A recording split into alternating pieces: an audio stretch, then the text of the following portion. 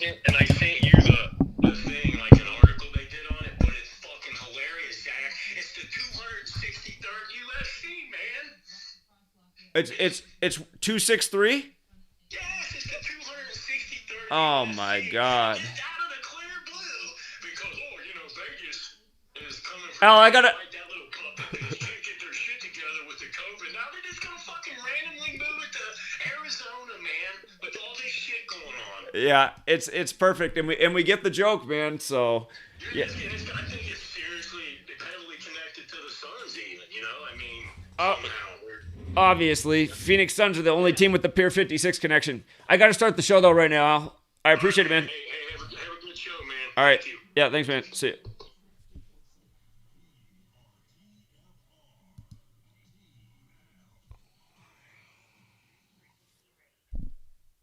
Oh, I see the live stream even already started.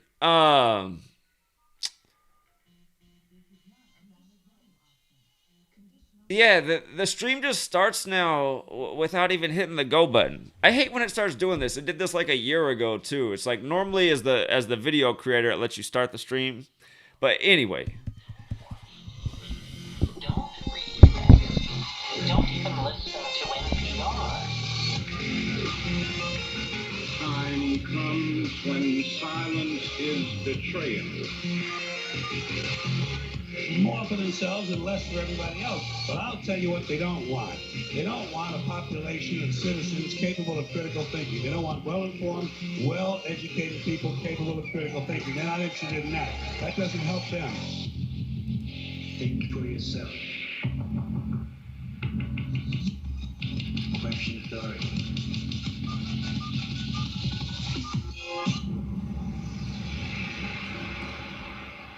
This code has been compromised.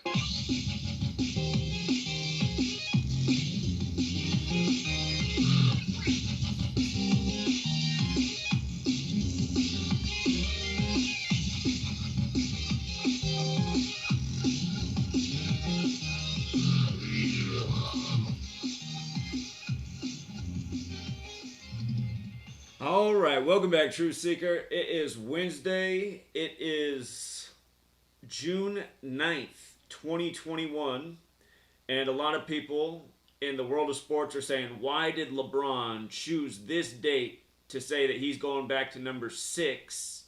And why is he giving his Lakers jersey to Donovan Mitchell, who was recognized right after Kobe died because him and Trae Young had a ritual in their game combining for 81 points with a whole lot of other stats that were all about Kobe numbers, and this is how it was written in mainstream articles, paying tribute to Kobe Bryant through numbers, how these players were doing that. And again, these two-star players, one of them Donovan Mitchell, again, you guys, today, June 9th, 2021, LeBron James, the big basketball star, a focal point in the world of sports, truly. LeBron James has changed his number from 23 back to 6, which he did once before in his career. And he's giving away his Lakers jersey to a player on the Suns who just beat him in the first round of the playoffs, Devin Booker. And by the way, before the season began, we thought the Suns and the Lakers would meet in the Western Conference Finals. They didn't meet in the Western Conference Finals. They met in the playoffs.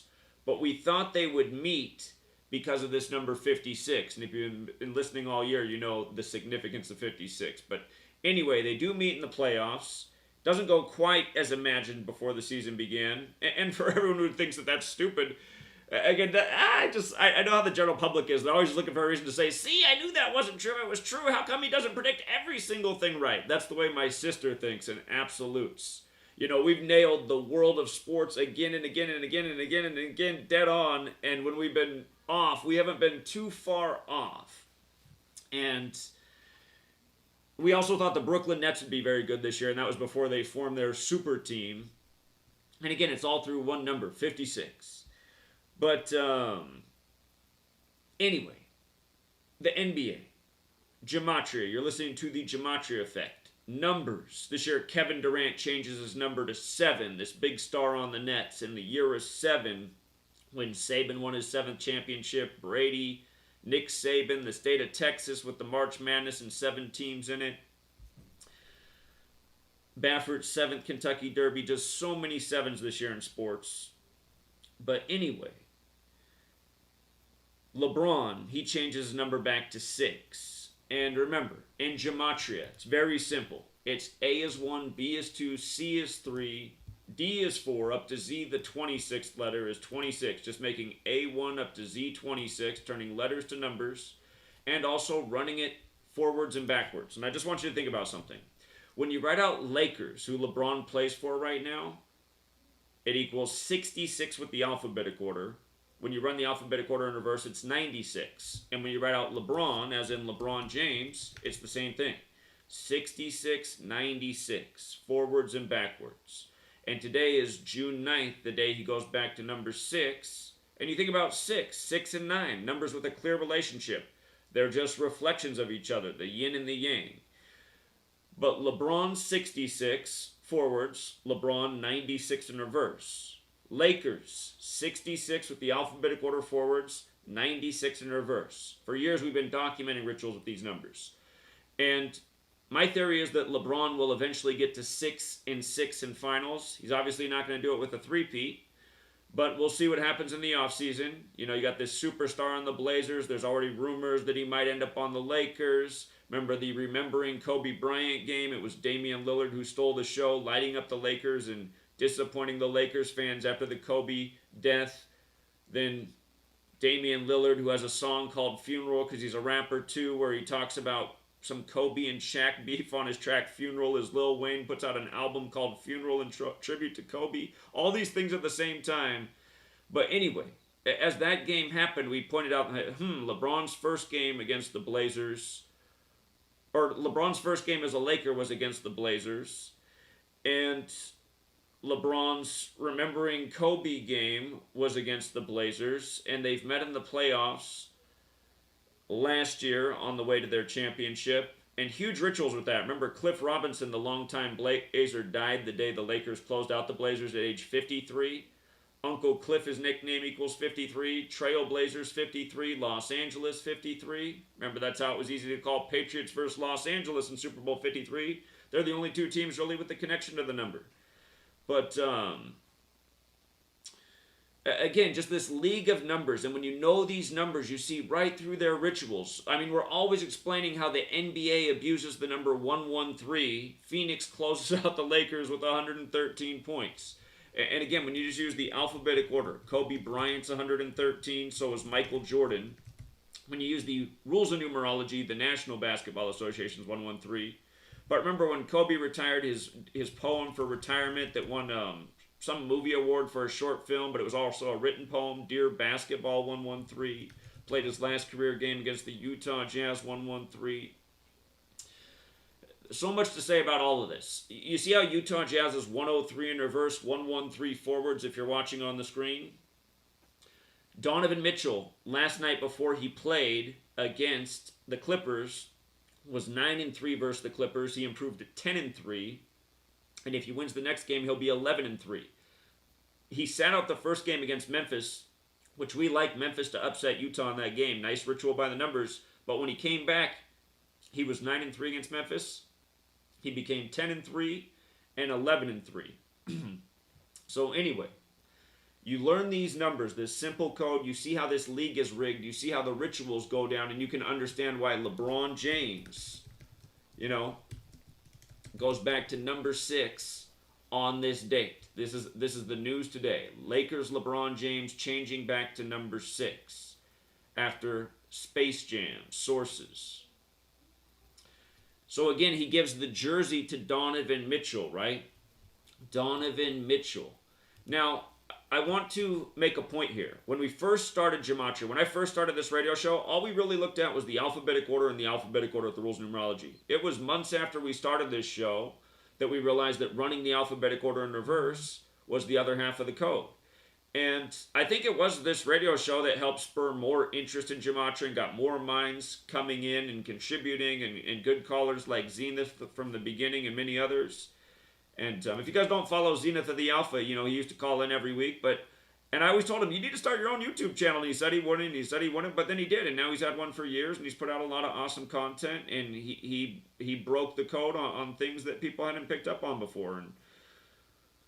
And you know, Derek came in around that same time and built this website, Gematrinator, that makes doing gematria very easy and simple and efficiently. So this was a great contribution to the community as well. But with regards to the ciphers that we now use, again, look at Kobe's full name, you guys. Kobe Bean Bryant. I can tell you something about every single one of these numbers. But with regards to the alphabetic order and rules numerology, where his name is 54, remember he died the Sunday before Super Bowl 54, and 81 in reverse with the rules numerology. His career high was 81 points in his 666th career game, 666. And remember, when you write out Mark of the Beast, it is 54 and 81, right? Mark of the Beast. And you say, could this be a coincidence? Do you see the 144 and 54 in that same phrase? The same as Jesuit order. And in that same cipher where it's 54, like Mark of the Beast, like Kobe Bean Bryant, so is it John Carroll, who established the first Jesuit university, Georgetown, at 54. The word sun with the alphabetic order is 54. The Jesuit logo is the sun. Remember, we're on a calendar that is synced up with the English language that was standardized with the spellings we use today, with the 26-letter alphabet, English, at the same time the Gregorian calendar was rolling out in the world, at the same time heliocentrism was being put in place. And again, all of these things happening at the same time.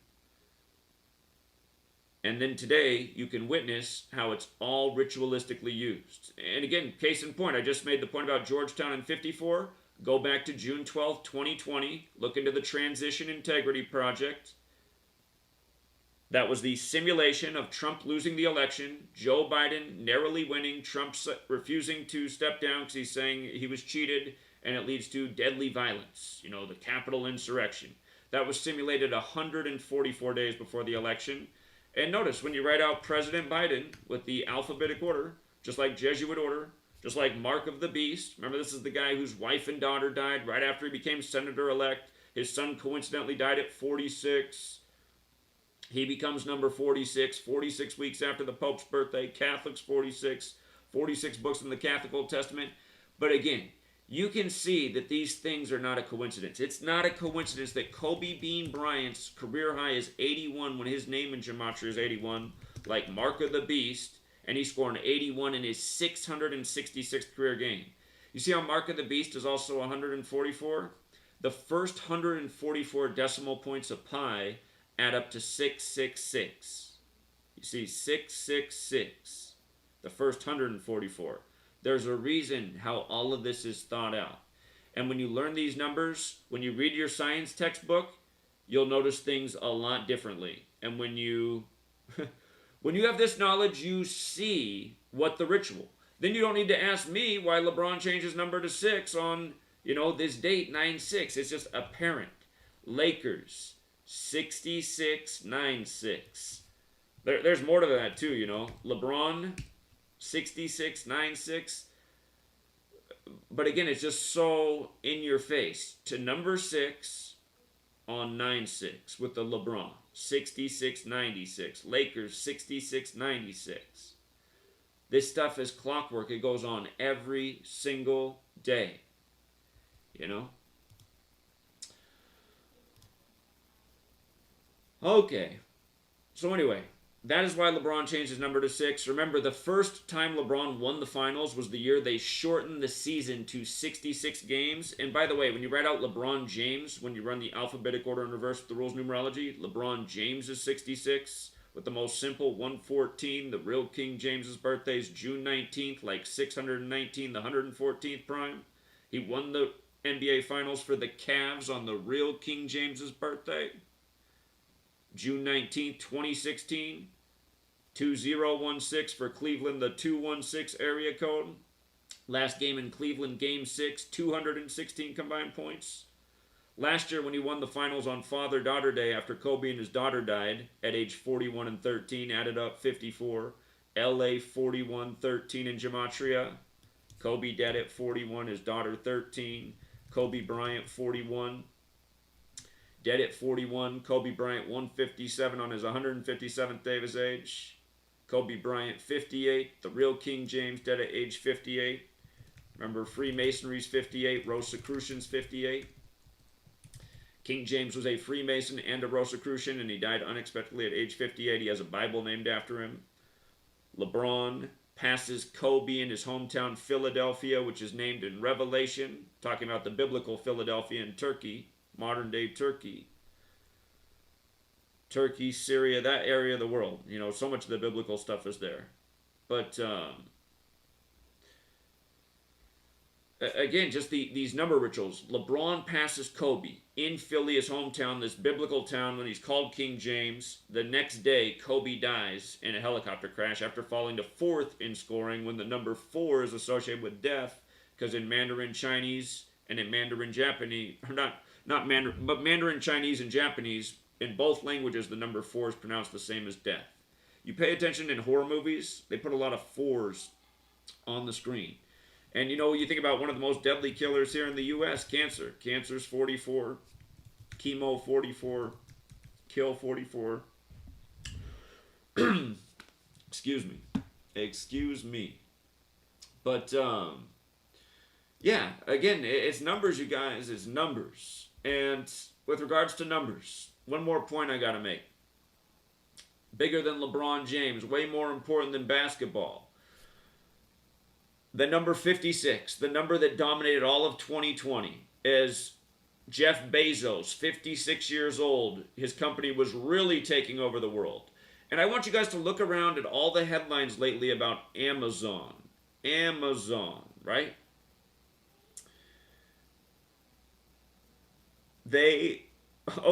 Well, there's just so many things to say. They've helped rush out the vaccines, right? They've partnered with the government to help get the vaccines out as part of Operation Warp Speed. Now you got the company that can get anything to you in 2 days, even a COVID vaccine. And so they got involved in that. There's been a lot of headlines about how Amazon, more and more throughout the world, is partnering with governments to be essentially kind of like the FEMA of getting emergency supplies to people when they need to be there. And here in the U.S., it should be obvious. It's been like a decade now where the post office now works on Sunday. For all of our lives prior to that, the post office did not work on Sunday. But for the last decade or so, might have been more than 10 years now, time flies, the post office has worked on Sunday exclusively for Amazon. And that was a huge clue to me. Because I've read a lot of stuff, and a lot of people were saying, you guys, you start to look at your government, you see how fascist it is. There's a million different people who've pointed out that fascism is alive and well in our world. And, you know, whatever happened at the end of World War II, fascism is what won the day, because that's what you have all over the world, is government and corporation and, you know, big money, big power, big control. You know, politicians that make the policies for the companies that, you know, destroy any chance at competition. And here in the U.S., a good example to see through it is the cable companies. Why does the U.S. allow these cable markets to divide up their neighborhoods and it work exclusively in this part of the state or exclusively in this state so that there's no real competition?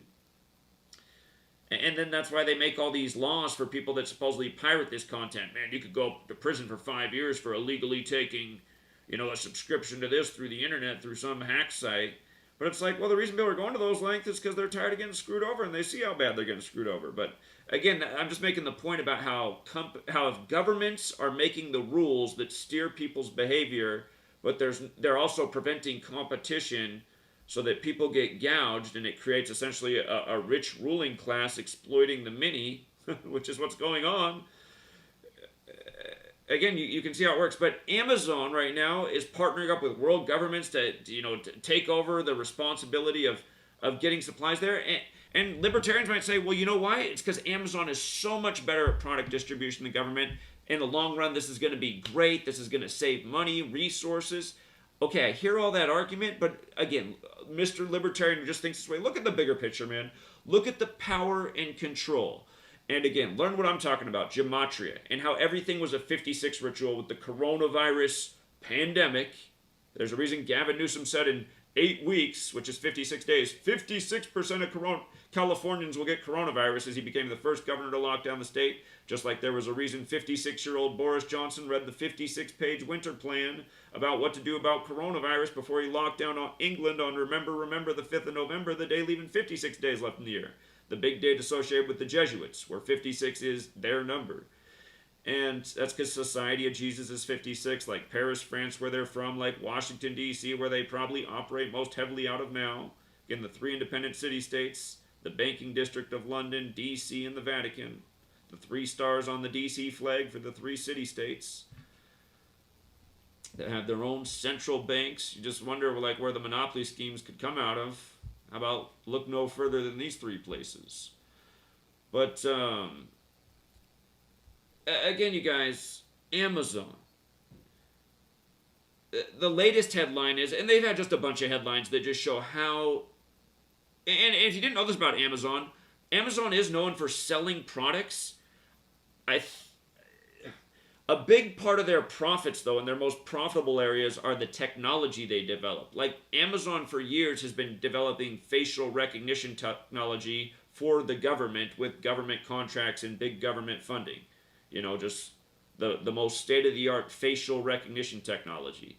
A lot of the young people in Seattle that aren't even from the United States of America that get the jobs there because they're the best at computer programming and mathematics, that's what they do for a living. You know, they make the technology that essentially builds the police state, and you see the genius of it from the companies to recruit internationally. So it's like, you know, the some of the young people there might see like, maybe I read 1984 somewhere along the way and I feel like I'm helping build that, but man, my salary's good. I think there's more people, because they're doing that in a country they're not from, they're more willing to go along with that. If it was in their own country, they might be less willing. And again, it's like, people get mad because those people are here in the U.S. doing that now, but realize, haven't people in the U.S. kind of been going to other parts of the world and taking advantage for their own financial benefit, but ultimately not doing what was in the best interest of those people that made them possibly turn them into a society of sweatshop individuals? And again, you guys, look at how many of the Asian wars after World War II, those nations that we were involved in, they're now kind of like sweatshop nations that make all the cheap goods for our consumer society. You know, drive the, well, every week I get through my shit weekend job because I can't wait to go shopping on the weekend and spend my paycheck and, you know, just keep up with the bills, you know, the pace that most people do it. But again, that is how a lot of people are in our society. They want to get through the week to get to the weekend and get that release, whether it's shopping or going out to the bar, the strip club, or gambling. I mean, none of these things are really great, but these are the things Americans do. These are the things that Americans do to go get what they think is getting the toxicity out of their past work week that was full of, you know, whatever it was full of. You guys know how it goes. But, and again, you guys, with regards to it being the Jesuits, all this cyber attack stuff, again, please look up Cyber Polygon. It took place July 8th, 2020. There's another Cyber Polygon this year. Don't quote me on the date, but I do think it's July 9th, 2021 this year. I think that's the day that is this year. But again, the same World Economic Forum is simulating cyber attacks. Last year they did the first one, and Klaus Schwab, the leader of the World Economic Forum, the main sponsor of the event, he said that the coming cyber attack, it's going to be worse for the world than the COVID pandemic that we're now living out. He said that last year in July. And remember, it had taken its toll. People having to wear masks in the summer, the new rules, the new normal, all this crap. And anyhow, Klaus Schwab, who simulated Event 201, the coronavirus pandemic simulation, 1 month before the outbreak in Wuhan, China. That simulation was October 18th, 2019. They said the outbreak was in Wuhan November 17th, 2019. So 1 day short of a month later. And, you know, now he's simulating cyber attacks and saying it's going to be even worse. And again, this goes with the rhetoric of Janet Napolitano, who, when she stepped down from the head of DHS in 2013, said the next 9/11 is not a matter of if, but when. And it will be the cyber attack that takes down the grid. That will be the next 9/11. Janet Napolitano warned about as she stepped down from New York, governor in Arizona, this last year. You had the hip-hop group from New York, Public Enemy, say, what's going to happen? Or they put out the album, What You Gonna Do When the Grid Goes Down? I think that's the title, something like that. What You Gonna Do When the Grid Goes Down? Long title. And it has a picture of Monument Valley in Arizona on the cover. In 91, they put out the song By the Time I Get to Arizona. But New York, Arizona, the World Series after 9/11, the only two states with Gematria 39. And anyhow, there's just all this stuff going on right now, all this symbolism. And with regards to Arizona, their basketball team is playing the best it has in 11 years. Look into the 11-year cycle of the sun. They're called the Suns. They're in the playoffs for the first time in 11 years, but they're the Phoenix Suns, like the Phoenix rising from the ashes. J.J. Watt just went to Arizona after the big tragedy down there on Valentine's Day for Houston. But again, from sports to news, you guys, it's the New World Order, which is the Jesuit World Order, who runs the show from Israel to the NFL. And no, that's not a joke. That's how it is. The Jesuits are the driving force of the New World Order. Are there other factions contributing? Absolutely. But again, just do the homework. Whose calendar are we on? The Catholic churches. You know, whose language are we speaking? Ultimately, the Catholic churches. English language is credited to the monk Burforth. And again, you learn this knowledge, you can answer the questions of, oh, this is why LeBron's jersey number is this. You guys, things like this, when you have the knowledge and you look at the news, just day after day, you will prove that this is what's going on. And we've been pointing out this same stuff about LeBron for so many years now, year after year, just the same numerical patterns. It wasn't an accident that they reported that LeBron was the first player to go to 6 straight finals since 66 when Bill Russell did it. You know, that was a big headline at the time years ago. 6 since 66. The man who changed to number 6, who won his first championship in the season that was shortened to 66 games. Again, you learn gematria. LeBron 66, LeBron James 66, Lakers 66. You get the whole 6 joke. And again, 6 and man in the Bible. Man's made on the 6th day. In Genesis 6:6, God regrets making mankind. 666 is the number of the beast, but also the number of a man who's made on the 6th day. Anyway, we'll be right back, everybody. Sit tight.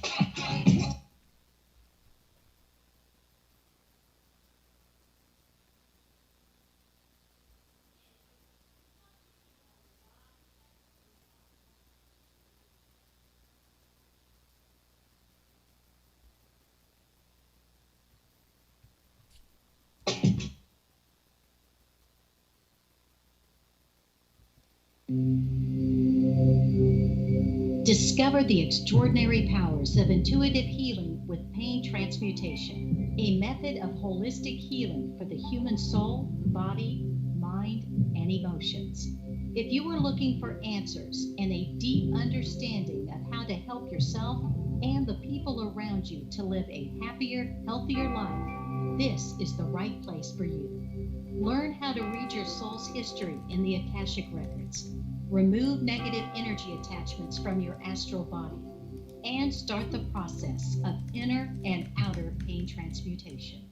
Join Pain Transmutation Community to get started on the path of intuitive healing. Change your energetic state, manifest new and exciting experiences, re-energize your life, and build inspiring connections with others in our community.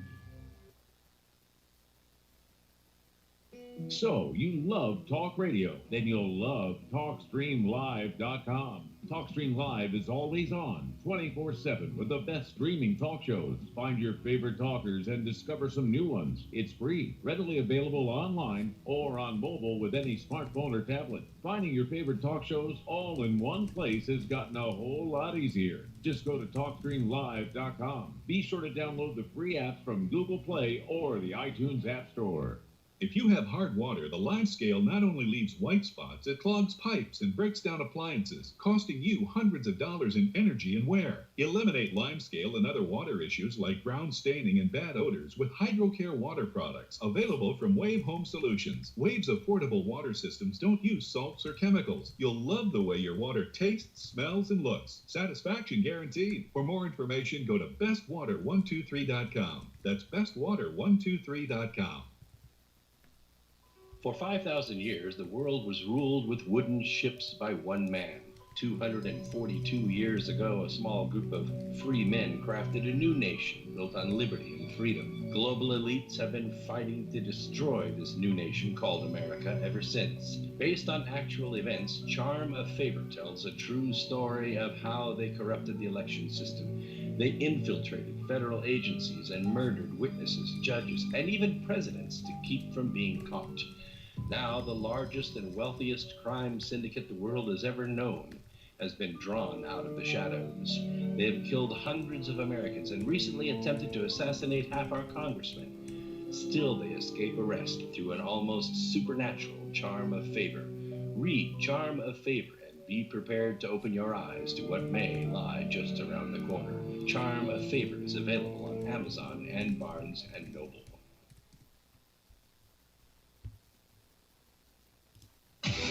No hate, no hype, no fear. You are listening to Truth Frequency Radio. We are TFR.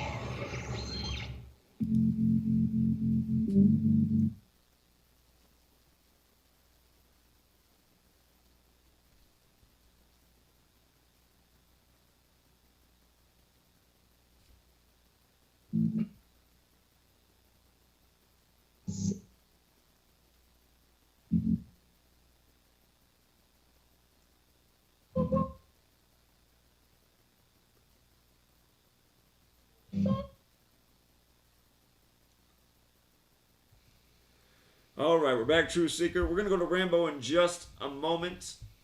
And I just wanted to say, though, just as we start the show tonight, CNN, who again, I'm not, I pick on CNN all the time, but it's the same with all these mainstream networks, including Fox. Yes, Fox, too. Maybe they're better than CNN, but still, they're all part of the big show. It's all divide and conquer, but...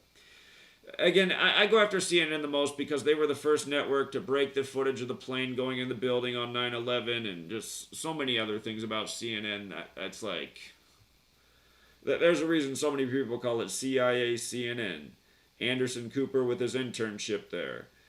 But, and in Gematria, by the way, Anderson's 36, Cooper's 36. Look at his birthday. It's 3/6. Anderson Cooper 360.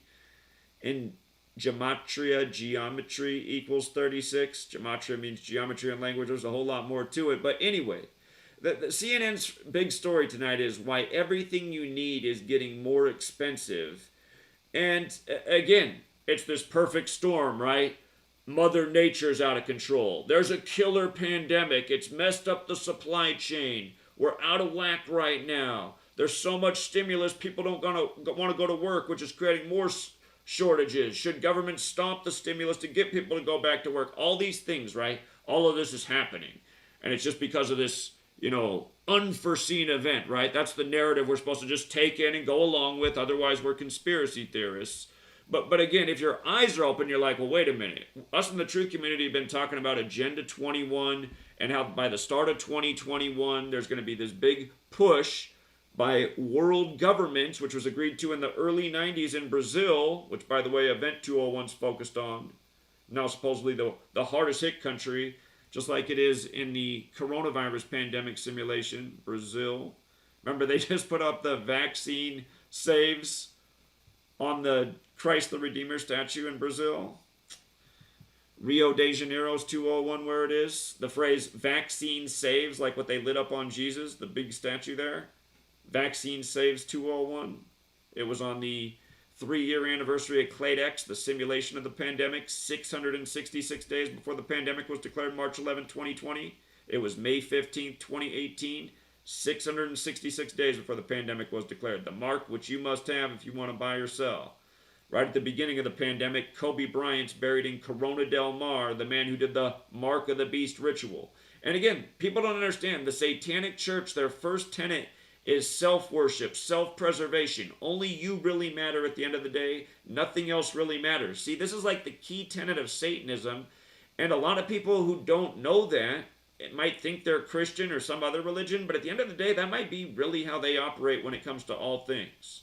That it's, it's all about them only, and that's how they make every decision. At the end of the day, it's like, well, this is for my ultimate benefit. I'm going to do that. I don't want to miss out on this benefit. And for someone who's thinking like, well, why would you pass up on a benefit? Again, you just got to think about things. Temptation. A lot of people get pulled into temptation. They think temptation is the benefit. In the long run, it's not. But the point is, a lot of people do things because they're not thinking about how that might affect somebody else, whether that's their spouse or their mother or their sibling or their friend or their coworker or their neighbor. And again, when I learned, I was looking into everything after 9/11, just trying to figure out who was responsible. And so I looked into Satanism. I was like, maybe this seems really evil. And I was like, wow, Satanism, self-worship is ultimately what it is. I was like, man, that kind of seems like where everyone's at. Seems like everyone's just like, this is it. It's the real religion. But anyway, just to go back on the point, CNN's headline, why everything you need is getting more expensive. It's because this is all by design. They wanted at the start of 2021 a real push to be in motion, which they've now updated with Agenda 2030, but there's going to be a push from the time of 2021 through 2030. This was what was planned and agreed to by world governments. Look into Agenda 21. I just hate how you start explaining things to people. They're like, this sounds like some kind of conspiracy theory. It's like, dude, Agenda 21 is not a conspiracy theory. It is a thing that happened. But then they're like, but wait, you're saying somehow like the pandemic is connected to the conspiracy, am I right? And you're like, yeah, you are right. They're like, sorry. You're like, God, these people, I mean, what, you don't think, do you understand what the definition of a conspiracy is? That's two or more parties agreeing to do something to take advantage of another group of people. People act like that's an improbable idea when if you just explain, if I said to somebody, I said, hey, do you think this is impossible? That two or more people have ever agreed to do something that's probably ethically wrong, but to gain something, whether that's wealth or power or control or to trick a group of people into something, which could be a million different things? That is what's wrong. And again, the people who rule over us, they operate every day by trickery, and they encode it with their numbers, and it's purely biblical. And again, it just reminds you, the world is the fight of good and evil. We are watching evil take place right in front of our eyes. We're watching fascism right in front of our eyes, and almost everybody is just marching right along. And, and all of us who are calling it out, we're getting criticized. And, but again, that's not a reason to shut up, you guys. There's never been a reason to be more loud. And I just saw somebody say in the chat that they missed me on the corner. If you missed me on the corner, I did just do 2 live streams at the Portland Trailblazers game, educating them about the deaths of NBA players by the numbers, including Blazers that are well known, Cliff Robinson, Jerome Kersey, Kevin Duckworth, and, well, there were some people who were interested, but you just see it's also like the times we're living in. People are zombies. They don't care. They don't want to know. They just want to enjoy the game. They want to be entertained. They don't really want to think about things. They don't want to think that a conspiracy is possible. Just everyone's looking out for their best interests. Government totally has your best interests at heart. They care so much about your health. They care so much about it. That's why they approved Pfizer first for the emergency authorization. Truly the most sued company in the history of the world for wrongful death and injury with medicine. Hey, why not approve them first for the old COVID? And, of course, we had to shut down the world for COVID because it was so serious. And anyway, but again, the Jesuits, you guys, the Jesuits simulating every last drop of this. That is who is responsible. You can prove it all day if you have this knowledge and just trace the historical timeline. It is so crystal clear.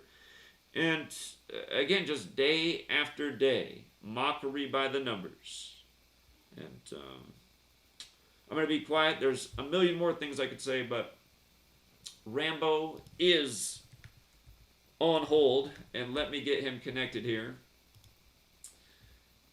He's going to have another brilliant decode. He's following up with what he discussed last week, which was about the Amazon rainforest being destroyed, the lungs of the earth at the time of the nooses found at Amazon, the consumer company where consumerism is destroying the earth. So the biggest consumer selling goods company that loves to rush out, cheap plastic junk from all over the world that will quickly need to be replaced and quickly shipped out for even more waste, but how Amazon, this company, has just taken over the world at the time of Agenda 21, which we're being told is for environmental reasons, but just when you think about it, one of these most evil and destructive companies just blossoming into something even greater than has ever been seen, fulfilling government responsibilities because they're so good at what they do.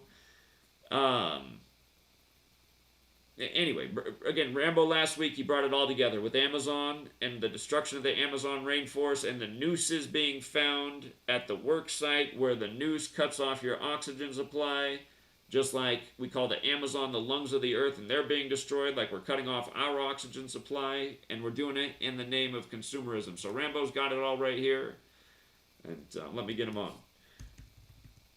How you doing tonight? Great, thanks again. You're always welcome, friend, and you can hit the floor running. Yeah, I hopefully this doesn't happen, but because antitrust laws are no longer enforced, what corporations can get, Amazon is already too much of a monopoly. If antitrust laws were enforced, Amazon would never have gotten this big. It's the same with Walmart. Hope it doesn't happen, but this could be the future, a merger between Amazon and Walmart. That's not out of the question. Antitrust laws are no longer in effect. I know I made a joke about that at least 5 years ago, that was a future company, Amazon Mart or something like that. I mean, it just seems so obvious. That I totally envision that. If it's not here within 19 years, I'd be surprised. Probably a lot sooner. Amazon Mart. I was talking about that because I've always been fascinated by what Kurt Vonnegut wrote about, like back in the 60s or early 70s, about how one day there'd be a company to rule all companies. And I forget what the name of it is in his book, but for people who don't know Kurt Vonnegut, he was a science fiction writer. I'm not real. He was futuristic and humorous about the direction the world was heading, and he had an insight because his family was big at GE, and he wrote about like Ice 9 and the weapon that could be engineered by scientists who don't really have ethics and aren't thinking about the limits of what they're doing. But anyway, a lot of the things he wrote about, are taking place in the world today. Kurt Vonnegut. They say he fell off a ladder. I don't believe it, but sorry, Rambo. Just had to chime in with that. Yeah, so it's not all black and white. Some people have they take the position that the government is always the boogeyman. Eliminate government or reduce it to the smallest level, weakest level possible, and that will solve most problems. It's not all black and white. If you had a strong government, it would enforce antitrust laws. If you had a stronger government, stronger regulation, Amazon would never have gotten this big. That's the result of small government. It's this gray area. It's not all black and white. Sometimes you do need government. Otherwise, look who's going to run the show. We have fascism. It's not always the government is bad in some instances. Sometimes you do need it. It's the same thing with Pfizer. You're supposed to oversee Pfizer, a criminal organization. If you had strong government, Pfizer wouldn't even exist. But again, you have a weak government where the corporations are the government, more or less. Just had to chime in with that. So yeah, part two, to what I was talking about last week. And the key number here is 35, 53, and 52. And my headline today is, this is part two. It's Amazon, Chris Cornell, Elliot Page, and the Hanged Man tarot card. So yeah, in part one of the great asphyxiation ritual, I explained that the account of the 8 nooses found at an Amazon Corporation warehouse under construction in Connecticut. In that ritual, Amazon Corporation was playing a ritual role as a metaphor for the Amazon rainforest, which has the moniker the lungs of the earth, or the lungs of the planet. The nooses were emblematic of the strangulation and asphyxiation of the lungs of the earth. Massive forest fires of unprecedented magnitude have raged throughout the world in the last 2 years, most notably in Australia and in the western United States. But the burning of the lungs of the earth is the biggest incident in depriving Earth's life forms of life-sustaining oxygen. So this is a major theme. In addition to all the celebrities who had a supposedly suicide by hanging, for a while this is a big overarching ritual theme in the world. It's been like that for like the last, I'd say, 6 or so years. So Amazon Corporation is a metaphor for the Amazon rainforest, the lungs of the earth. The year 2020 saw devastating Amazon forest fires, symbolically to emphasize the association of Amazon Corporation with the rainforest. An Amazon distribution center in Redlands, California, was entirely burned to the ground on June 5th, 2020, at the same time that the wildfires were raging in the Amazon. So this was to enforce the idea that Amazon, it's a double entendre. So the Amazon rainforest is burning down, and the Amazon distribution center burns down at the same time. That enforces the association. Since Rome is still powerful today, to some degree, albeit in a different facade, the gods of Rome are still being venerated. Here we see the invocation of Vulcan, the son of Rome's supreme deity, Jupiter. Vulcan is a fire god. I've done decoding involving Vulcan before. And you know how the Jesuits are associated with set the world on fire? And you have the Guy Fawkes night in Britain, where there's fire, which is the Jesuit treason night. So fire, very much associated with Jesuits, fireworks and fire. But Vulcan, this is at the heart of it. We're talking about Roman deity. Vulcan, the son of Jupiter, is a fire god. That's why you get the word volcano, from Vulcan. And here's the number 35. It's an influential number here. Vulcan sums to 35. Fire god sums to 35. Ignite sums to 35. Amazon Corporation was established on a date with 35 numerology. July 5th, 1994. 7 plus 5 plus 1 plus 9 plus 9 plus 4 equals 35. The Amazon warehouse under construction in Connecticut, where the nooses showed up, is a 3.5 million square foot building for another 35 associated with Amazon. When you spell out 3.5, it comes to 53. You could also put it the other way, 5.3 or 3.5, when it's spelled out, comes to 53, which is the reflection of 35. Burn sums to 53. All reports state that the first official emergency call to the Amazon distribution center fire in California came at 5:30. At 5:30 a.m. for another 53. Now there's, I guess, the most famous celebrity hangings. Unfortunately, it's unfortunate that I have to address a morbid subject like hanging, but it's in the news, and so it has to be addressed. But yes, the two most famous celebrity death by hangings. There were several. There are a bunch of them, but Chester Bennington and Chris Cornell in 2017 were the I guess the highest profile celebrity deaths by hangings.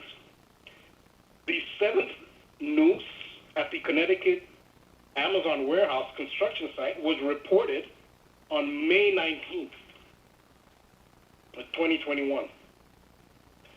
That was the day before May 18th, which is the 4th anniversary of the reported suicide by hanging of rock superstar Chris Cornell, whose death was followed 2 months later by the reported suicide by hanging of Linkin Park frontman Chester Bennington.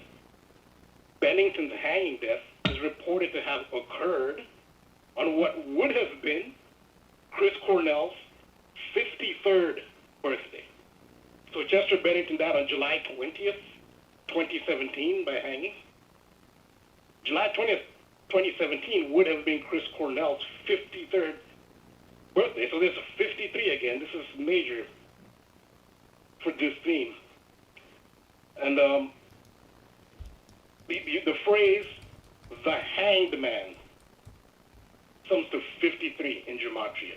That's the title of the, you can call it a trump card, or you can call it a major arcana card in tarot. The hanged man. It sums to 53. What are the odds of that? The hanged man tarot card depicts a man hanging from a tree upside down. Chris Cornell, as frontman for the group Soundgarden, made a direct reference to the hanged man tarot card in 1997 with the album titled Down on the Upside, which is an inference of upside down, but they switch it around. It's about inversion. Aleister Crowley, it wasn't his principle, but he understood these principles of magic, inversion. It was a big principle that Aleister Crowley talked about. Even Paul McCartney says that Aleister Crowley used to teach him at a young age to talk backwards. And that's where they did a lot of backmasking into music. It's really an Crowleyan principle, but it's a principle of magic that Crowley publicized. So you'll see a lot of, you see it in Gematria, why the reverse ciphers are so effective. It's inversion. So yeah, upside down. So Soundgarden titled an album Down on the Upside, which meant upside down, and it features a song titled Pretty Noose. And that was in 1997. So again, predictive programming. Chris Cornell would then, in the future, reportedly die of hanging. Well, in 1997, he did a song titled Pretty Noose. And Down on the Upside implies the hanged man, because the hanged man is upside down. In Gematria, Pretty Noose sums to 53. So you see the prevalence of this number 53, a very important ritual number for this theme. In 2015, Chris Cornell, as a solo artist, released a song, Nearly Forgot My Broken Heart. In the music video for the song Nearly Forgot My Broken Heart, Chris Cornell is hanged in a Wild West scenario. I think he survives. I think he gets away, though. He gets away in the music video, if I remember right. Yeah, in the music video, what happens is that someone else gets hanged because the executioner gets distracted. Right. And, and he's able to escape he appears to be hanged, but he escapes the hanging. I remember because we were looking at this when it happened. It's like, come on, man. And did you see how this year, because, again, Chris Cornell died in Detroit, and he's from Seattle. This year, on the anniversary of his death, Detroit throws a no-hitter against Seattle. It's just how they bring the entertainment rituals together. It's just, they were hanging all the batters out to dry just with a no-hitter. So, anyway, man, it's just, it's a joke. Yeah, what are the odds, you know? Right. So, actually, YouTube has scrubbed the video of Nearly Forgot My Broken Heart because they feel it's in bad taste to show that video given how Chris Cornell is reported to have died. And isn't that a joke? You can get it on Vimeo. That's such a joke. Yeah, you can get it on Vimeo, And I put a link in my post here to the Vimeo, or you can go straight to Vimeo. Rambo, by the way, video Rambo, I hardly use it, but if you want to upload videos or audio files to where you post, the website can't handle that. You can upload a video to the site. So. To GematriaEffectNews? You can upload video directly to the website. You can't live stream on it, but you can upload video to it. Yeah. So if there's ever something you want to make sure doesn't disappear, you can download it and then upload it there, and it will stay there. Oh, okay. Yeah. Yeah. So yeah, that is a very interesting video. I think there's very deep hidden message in that. One could be that he's didn't really pass away, or I don't know, because he actually was, along with Chester Bennington, they wanted to actually publicize the mass pedophilia and child trafficking that happens in the entertainment industry and among the elites in general. And there's a tendency of people who look into that sort of thing ending up dead. So that's part of it too. So in that respect, maybe he was killed because he was doing things that the elite don't like. Because that's a big one. That would bring them down because so many of them engage in that. Yeah, so that's another aspect of that. So who knows if he's alive or not? The video suggests that he survived the hanging. But there are other implications. So the Hanged Man tarot card has multiple meanings. That's how tarot is. Like one card, you can do hours and hours and hours on the meaning of one card, and each individual can extract meanings themselves from each card. Very simple designs on tarot. Amazingly, has just an enormous amount of meaning. It's amazing how much meaning you can extract from just those simple images. Well, the Hanged Man has multiple meanings, and on the card, enlightenment is being achieved. The character being hung is actually happy. It's actually in a meditation pose. When you put your hands behind your back like that in a triangle, that's actually a very popular meditation pose. And the character is very tranquil and enlightened. So the character in the card is really not suffering. So there are many meanings you can have to it. It's also called the Judas card. In some early tarot decks, the Hanged Man was actually in a military uniform, and it was used as, they indicated a soldier who was guilty of treason.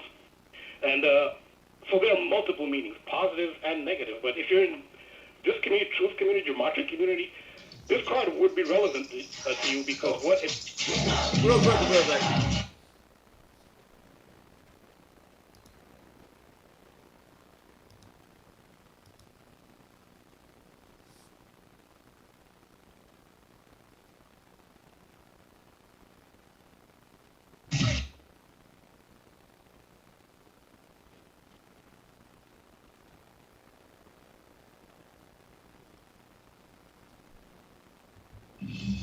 Truth Frequency Radio is your #1 source for news and information without the hate, hype, and fear.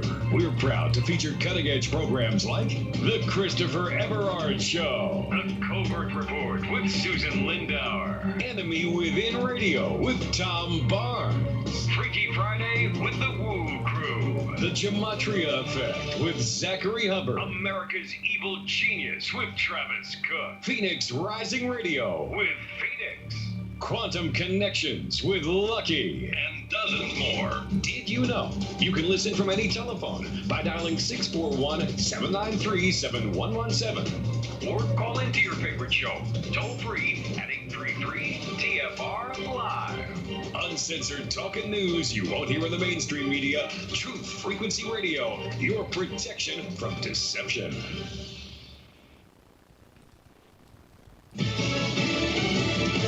A military base on lockdown. Lisa Brady, Fox News. Officials at Joint Base San Antonio in Texas have been investigating reports that 2 suspected shooters fired shots from off base, then fled on foot. There are no injuries reported. They're working with San Antonio police to clear the area and search. for the shooters. President Biden just landing in England to begin his first foreign trip as president, 3 countries in 8 days and 3 summits with the G7, NATO, and Russia's president, telling reporters before he left this morning it's about strengthening alliances. This is a high-stakes trip to Europe in which President Biden will be watched closely and assessed on how he manages to unite the G7 and NATO partners and rebuilds alliances that have frayed in recent years. Fox's Jennifer Griffin at the Pentagon. Meantime, the president reportedly plans to announce a plan to buy 500 million more doses of COVID vaccine to share with the world.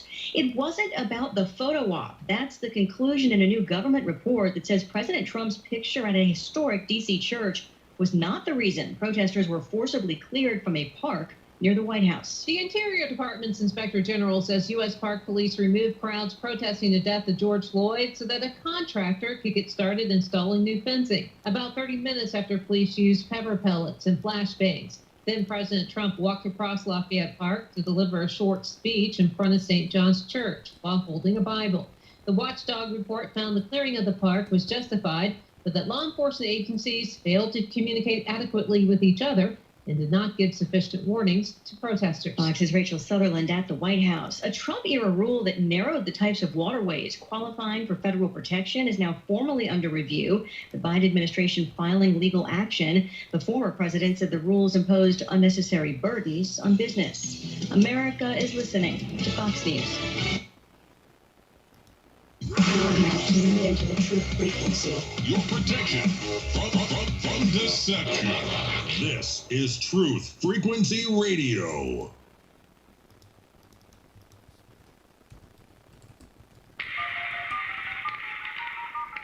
This is not a valid menu option. Condition orange. Condition orange. Situation Delta in effect. Please enter your agent number now, followed by the hash key. We have to create culture. Don't watch TV. Don't read magazines. Don't even listen to NPR. Time comes when silence is betrayal. More for themselves and less for everybody else. But I'll tell you what they don't want. They don't want a population of citizens capable of critical thinking. They don't want well-informed, well-educated people capable of critical thinking. They're not interested in that. That doesn't help them. Think for yourself. Question 30.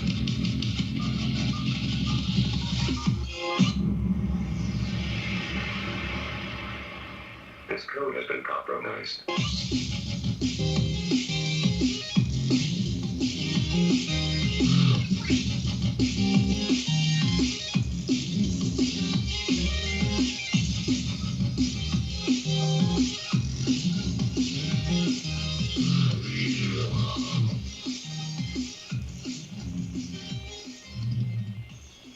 Welcome back, Truth Seekers. We got interrupted, Rambo, in the middle of another brilliant decode. If you heard the commercial break, part of the reason I appreciate having the commercial breaks is because you can just hear what the mainstream's reporting, and again, you can just show the power of this knowledge so quickly.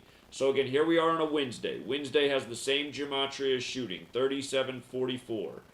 And on this Wednesday, our new shooting story is that there's a active shooter scare at a military base in San Antonio, Texas, Lackland Air Force Base. And again, I'm asserting that news media, government, they're all operating by this simple code and clearly performing rituals to program and control the populace by a code. It became pretty apparent to me something like that was going on even without this knowledge on 911 when we had the big national emergency and we needed to change our whole way of life on a dime. And now how you see how it happens again with COVID, which is another thing that has me going, how come more people aren't questioning this? But look at this, you guys. Lackland Air Force Base with the most simple cipher, right where it started. A is 1 up to Z is 26, 160. Here we are on the 160th day of the year. 160. Lackland Air Force Base also equals 79 like Society of Jesus. And it should remind you that the pandemic was declared March 11th, 2020. Anthony Fauci's 79th day of being 79 years old. Anthony Fauci equals 56 in the same cipher as Society of Jesus. When you run it in reverse, Society of Jesus is 79. Fauci, who's Jesuit educated at Holy Cross, who said at Jesuit Georgetown 10 days before Trump took office that there would be a surprise outbreak and pandemic in the time of his administration. And he said he knew that because he'd been in the industry for a long time and we were due. And anyhow, Lackland Air Force Base has this, Jesuit gematria that also goes with the 160th day of the year. Again, this news breaks. I'm decoding it for the first time on air, if you're watching on the stream.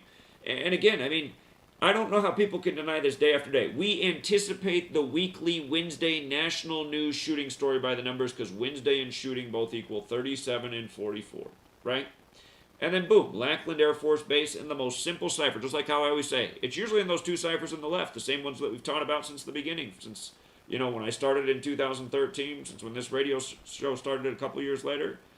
But 160th day of the year, this is the news, June 9th.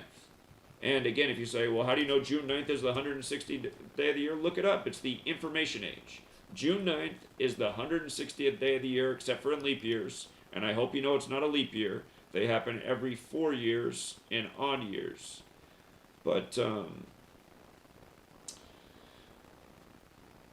yeah, again, you guys, the knowledge that Rambo's talking about, the knowledge that people are calling in about, the knowledge I'm sharing about, day after day, you can see how this is used to rig the news to the games. And by the way, a lot of people today in our community parlayed the Yankees and the Mets today. They say in gambling you should never do parlays. But you see how Eclipse is 33 and 39? And New York is 33 and 39? And Garrett Cole today. You guys, Garrett Cole today for the Yankees. Here, let's see if the game's over. It should be over. And Garrett Cole should have recorded his... I want you guys to understand how scripted this is. You know what? I'll make my Patreon live stream that I did today, I'll make it open to the public. Because you will see what happened in this stream.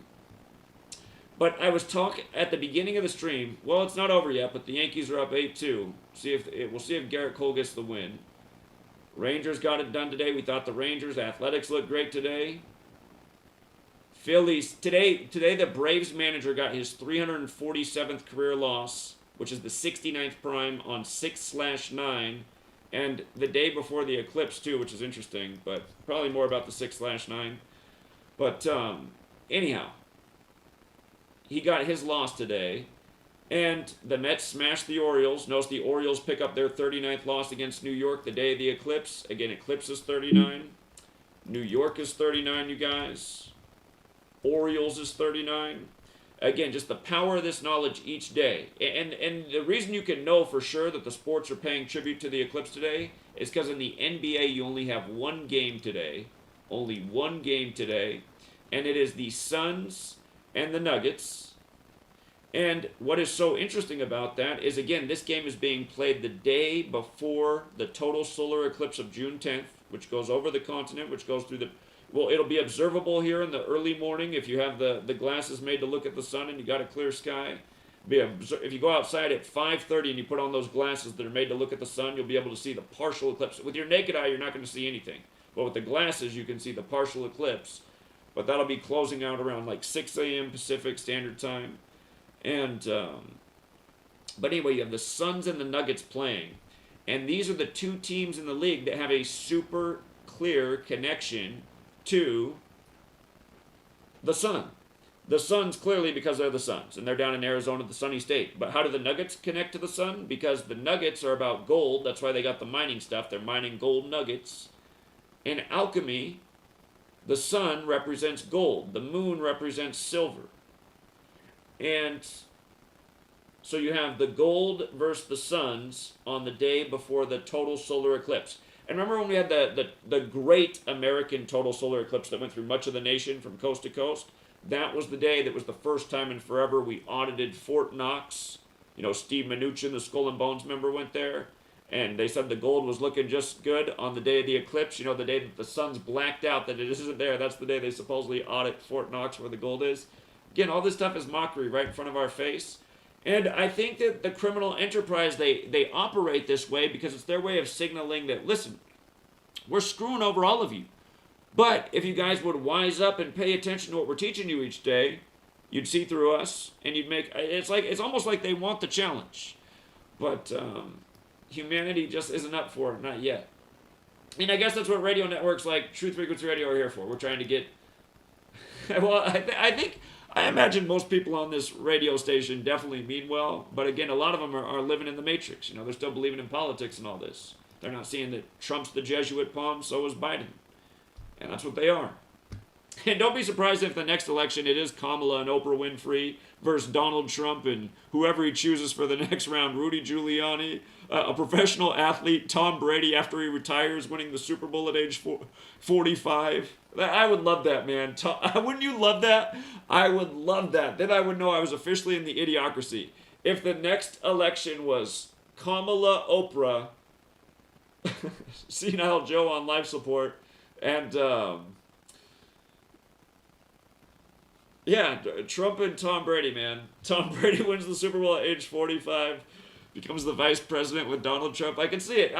I'll tell you what, if that does happen, again, I'm halfway joking here, but go back and listen to Donald Trump January 19th, 2017, the night before he took office as president. Go back and listen to Donald Trump that night. He was on TV for not that long. He spent half of his time talking about how much he loved the Patriots and Tom Brady. And that was before the 25-point comeback on 2/5 over the Falcons.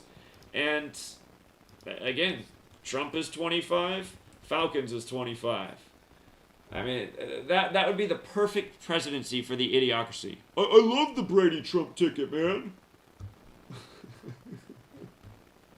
Okay, I'm sorry, Rambo. I'm sorry keeping you on hold. Rambo, take as long as you need tonight, but I feel like I have a real insight into the future right here. I just had to get it out there. Okay. It's fine. It's your show. You know what, Rambo? It might have started out as my show, but it is your show on Wednesday night. I'm telling you that much. Look at the ratings. They're all here for Rambo. So. I wouldn't be surprised if the Republicans run a woman as well. I would not be shocked to see Kamala Harris against a female. Yeah. That's a possibility too. We'll see. So, I was talking about the Hanged Man card. One of the positive interpretations that this audience could relate to, it's for, you can see the Hanged Man is enlightened. There's the halo of enlightenment behind his head, and he looks content, and he's in a meditation pose. A triangle with your arms behind your back is actually a very popular meditation pose. And that's saying that to receive enlightenment, the truth, you have to look at the world in the opposite direction from what it appears. And that's actually what you're doing. When you're looking at the headlines, you're actually looking from a different angle to see what's really happening. That's the hangman. So that's one of the positive interpretations of the hangman. And in that sense, I think most of this audience can relate to that. You have to look at the world from the opposite of what they're actually telling you. For a completely opposite angle. And from that, you will receive enlightenment. Instead of just looking at things that serve as value. But that's not the context they appear to be using it here. It can also be used just literally, on the plain literal term, just hanging. Which is, that's what they seem to be using it for here. But it's also known as a Judas card, which that can have some other deeper meanings. There's the card and the video itself. There's some all. We're talking about looking at a different view.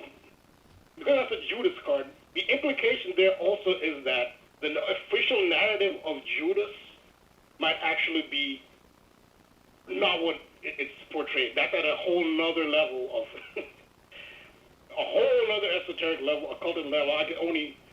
Very few can go to that level, but that's part of it, that reversal. And Judas comes to 35, the reflection of 53. And an important fact about that video is that it was released on September 11th, 2015. I have another part to this. It's more than 2 parts. I mean, I can do part 6. This thing really expanded. I have a part 3 where I'll talk about September 11th and where the asphyxiation and hanging theme ties into September 11th. Now, Chris Cornell and Soundgarden, especially Chris Cornell, are very much tied into the 9/11 theme. The date September 11th, 15 has 35 numerology as well. It also has 55, and Satan's 55 and 35, and it seems like that's what all these rituals are about. Yeah, I didn't talk about 55, but as I was doing this decode, 55 is just all over the place. I just keep coming across 55. I do try not to use too many numbers, but yeah, I just kept coming across 55. 55 is all over. Yeah. 55 is all over 9/11 as well. And I think it had to do with the monolith, the Hilton Hotel, which is modeled after the monolith Arthur C. Clarke, which Stanley Kubrick used in 2001: A Space Odyssey. 55 stories high. So 55, yes, did have a lot to do with 9/11. Yeah, so yeah, you're right to mention 55, but yes. Yeah, 35-day numerology for this video. Part 3, I'll go more into 9/11 because Cornell is very much tied into that. Then there's Elliot Page. I did an Elliot Page decode before. Well, Elliot Page is back. So in between the 7th and 8th Amazon nooses being reported, news outlets, which is on May 25th, this happened, they were highlighting transgender actor Elliot Page's first post-mastectomy shirtless appearance picture in swim trunks on Twitter. And in that picture of Elliot Page, before the big headline was Elliot Page is on the cover of Time magazine, I think that was March 29th. Well, now Elliot Page is back in the headlines now, post-op, bare-chested, with photoshopped abs. I mean, come on, that's ridiculous. We exaggerate the abs. Come on, like there's no muscularity everywhere. That's why I'm looking at that body. I'm like, man, that is the most interesting workout routine because they are 1,000,000% focused on the abs, and somehow just the rest of the body is just left alone. Yeah, I know. I'm just like, what in the world? I can understand if you're pumped with testosterone, how your muscles will grow, or other steroids. The abs wouldn't be only muscle, like the other muscles will grow as well. It looks ridiculous. But yeah, anyway. Man, you know what, Rambo? You know what I hate about this world, man? If this video gets taken down for hate speech, they'll say this is hate speech right now. We're not hating, we're just saying, come on, man, Photoshop, let's do better. That's all we're saying. So. Yeah, they could have been a little more subtle. You don't have to exaggerate. It is ridiculous. But if you notice in the picture, how many followers does Elliot Page have? 5.3 million for another 53. Again, as I said in the first time I talked, gender 53, transgender 53. 53 and 35 are automatic in any transgender narrative. That's automatic, 53 and 35. So Elliot Page had previously been featured on Time magazine cover, and in my decode, it is titled Elliot Page and the Throne of Jupiter. Page's Time magazine cover revealed an occulted hanged man tarot card pose when it's turned upside down. So when you turn the Time magazine cover of Elliot Page upside down, it reveals that it's the hanged man. And that's really based on the leg position. Well, Elliot Page's Twitter photo displayed, again, this in between the announcements of the 7th and 8th Amazon nooses at the warehouse. The Twitter picture demonstrates the hanged man pose again when it's turned upside down. To show you that this isn't a coincidence. I mean, it happened twice. Okay, maybe your leg might be in that position, not intentionally. You turn upside down and by coincidence, maybe it looks like the hang. But it happens twice. It's not a coincidence. But I also went into what the hangman represents, St. Peter's cross, the upside down cross, which in astrology is the cross formed by Gemini, Sagittarius on one end, Pisces, and Virgo on the other. It makes a cross. That's called a mutable cross. And of course, Elliot Page happens to be a Pisces as part of St. Peter's cross. And I mean, Page just got divorced, but Elliot Page's ex-wife was a Sagittarius. That's St. Peter's cross. That's what that is. And it happens a second time. It's not a coincidence that their leg just happens to be in that position. It's the hanged man. And again, the hanged man comes to 53. Also, think of the androgynous theme of the term Amazon. Another meaning of the word Amazon, it refers to a female with the masculine qualities of size and strength. So that's inferred in the name Amazon as well. So Page's acting career primarily defined by the movie Juno, when the actor was Ellen Page at the time. In Roman mythology, Juno is the consort of Jupiter. At the end of the movie, Juno gives birth to a baby boy. An offspring of Jupiter and Juno, the male, is Vulcan. They're back to Vulcan again. That is the son of Juno and Jupiter. These Roman gods are encoded in this. And Gematria proved the association. Ellen has double overlap with Juno. That's as a female, Juno. Elliot has triple overlap with Vulcan. So in ritual, Ellen Page was Juno. At the end of the movie, gave birth to Vulcan, and now Elliot is Vulcan, the fire god of Rome. Last week I talked about Atlas. An important element of the ritual at the Amazon warehouse construction site in Connecticut is the name Atlas, which was on the fences. I guess that's the name of the fence company. Also in the building trades, in construction, all the building trades, most of them are owned and run by Freemasons. That's just a fact about the building trade in the United States. I don't know if it's worldwide, probably worldwide. United States, most building trades are Freemasons. Freemasons know all about the name Atlas. So I have very little doubt that the owners of this French company, Atlas, whose name appeared in the press conference, that's part of the ritual, are Freemasons. So I talked about Atlas last time. I'll talk about more about Atlas, but in another part. But Atlas sums to 53. There's that number again, 53. So essential to this decode. Also, Chris Cornell, he was put into public consciousness on May 18th. That's the day before the 7th news showed up. But that happened when Chester Bennington's widow was interviewed on CNN by Anderson Cooper, addressing Cornell's and Bennington's deaths. So they put Cornell into the public consciousness the day before the news showed up at the Amazon warehouse. So again, that's connected again. And the number 52, Chris Cornell died at age 52. The upside-down cross is known as St. Peter's cross. In astrology, the mutable cross. St. Peter's cross was Saint abbreviated ST, sums to 52. I can't breathe is 52. BLM is 52 in the Latin or Agrippa cipher, which is the Jewish cipher on the Gematrinator. Lincoln Park sums to 52.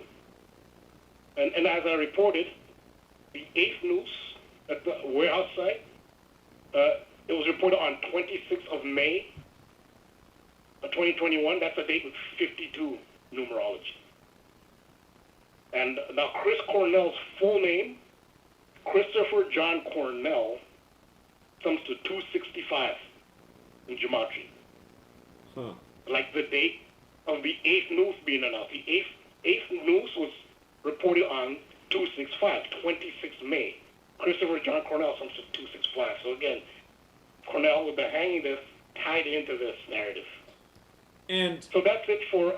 again, just to remind, Chris Cornell and Chester Bennington died right before the Great American Solar Eclipse, and then May 26th this year was the date of the lunar eclipse that was also synced up with the solar eclipse of tomorrow that was paid tribute to by Daft Punk, another big musical act that came out around the same time as Chris Cornell in the early 90s. Chris Cornell a little before then, probably late 80s, but with Soundgarden, but Chris Cornell, the song they're most known for is Black Hole Sun, which equals 201, and then Chris Cornell's birthday is July 20th, the 201st day of the year, the day of the moon landing in history, and Neil Alden Armstrong's 201, Soundgarden, Chris Cornell's Seattle-based, now you got Seattle-based Amazon with Jeff Bezos saying he's going to space on July 20th, which will be the 52-year anniversary of the moon landing. Technology's 52, I think that's the tribute. Got the theory of 52 in technology, but Again, just the 201. Rambo, it might be interesting if you go back and look at Black Hole Sun in light of like the release with the astrology, and then how that might sink in with the astrology of when the Great American Solar Eclipse happened. Of wasn't it August 21st, 2017? I think that's what day it was. It was 2017. I think it was August 21st. But that might be interesting to look into, just to follow back if they've actually, if all this stuff is, if there's a greater pattern here. And the other thing I think about with Seattle, where Amazon is, you know, you think about where the trees are plentiful in the U.S., most people think of Washington State, the evergreen state. Is that in your guys' minds out on the East Coast, that Washington's this state full of trees? Well, you think of the West, and not necessarily Washington, but the Northwest in general. Yeah. Because usually well, you could include Colorado. I don't know if Colorado counts as Northwest, but the big, in New York City, every Christmas, there's this, they've set up this huge Christmas tree at the Rockefeller Center in Midtown Manhattan. And they usually get those trees from, supposedly they do this extensive search. They want the perfect tree. And they usually will, it's a big announcement when they find the tree, and it's usually out west. So in New York, at least New York City anyway, that's when the focus of the Northwest and trees comes into focus, when they announce that they found the tree that will go in the Rockefeller Center. And for some reason, this last past Christmas, it seemed like they deliberately picked a crappy tree, and everyone was just astounded, like, why did they pick this? Or why it's like the worst tree ever? I don't know what the significance of that was. Well, psychology, right? It's like, it's symbolism that this tradition's ending. You know, in the new Agenda 21, 2030 future, it'll probably be illegal to have a Christmas tree. But, so again, it's just all symbolic for the times. I didn't even know about that. I'm glad you just told me that. But yeah, it all makes sense to me. And they're just trying to change culture, make people care about it less. You get 2 years in a row of a bad-looking tree. Oh, okay, I guess that's a thing of the past. So, yeah, just getting people to change perceptions. It's really not an original Christian tradition. It actually comes from Babylon. It actually represents Nimrod. Babylonians used to erect a tree and decorate it to represent a resurrected Nimrod. It's not a Christian. There are many Christians who do not. They do not put up Christmas trees for that reason, because they're saying it's a Babylonian tradition. Which, I mean, just because something's Babylonian doesn't necessarily mean it's evil. Nothing's at 100% anything. Babylon isn't entirely 100% evil, but it's not really a Christian tradition. It's become an American tradition, I think, or in the English-speaking world in general. They've adopted it. Even people who aren't Christian put up Christmas trees at this point. Yeah, truly, yeah. Ritual. So I just want to quickly go over what I'll talk about in part 3, really quickly. Oh, we'll be right back. Quick break.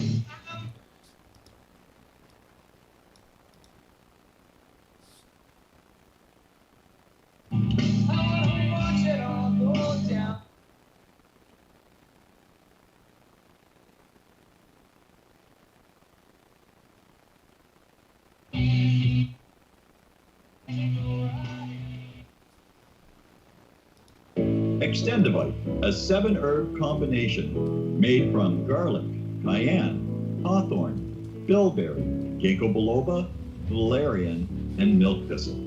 Extendivite feeds our body with the right nutrients to keep us healthy. Just listen to what Arthur has to say.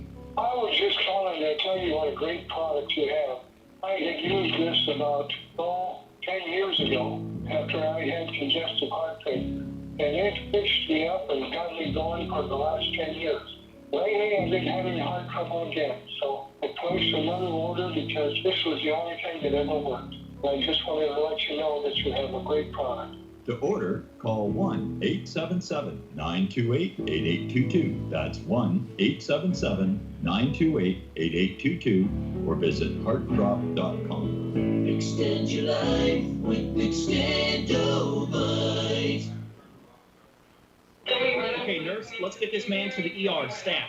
Right away, doctor. We see this every day. heart attack, or angina pain due to blocked and clogged arteries. Chelation can remove obstructions or blockages from arteries and help avoid painful and expensive surgery. Now there's Angioprim. It's a liquid oral chelation product that you take with juice. You start to feel the results fast. Angioprim increases blood flow all over the body, and that means more energy and strength to take on the day with less aches and pains. 60 years of research has gone into chelation, and Angioprim is the result. A safe and easy way to unblock your veins and arteries from buildup that slows circulation. Facing Dr. Jones, please report to the emergency room right away. Log on now for a special radio offer from Angioprim. That's angioprim.com/radio. ANGIOPRIM. Angioprim.com/radio or call 877-882-7221. That's 877-882-7221.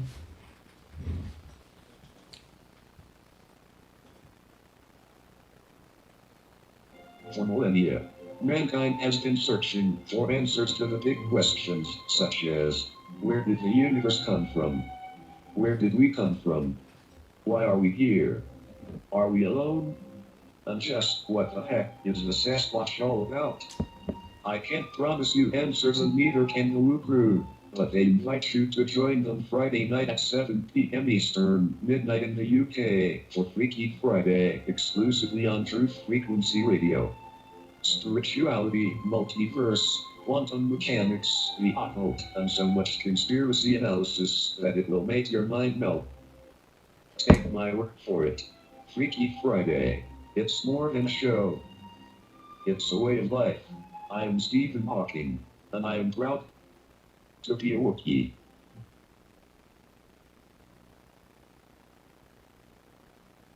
We are TFR. My faith in destiny is all I need to prevail. Truth Frequency Radio.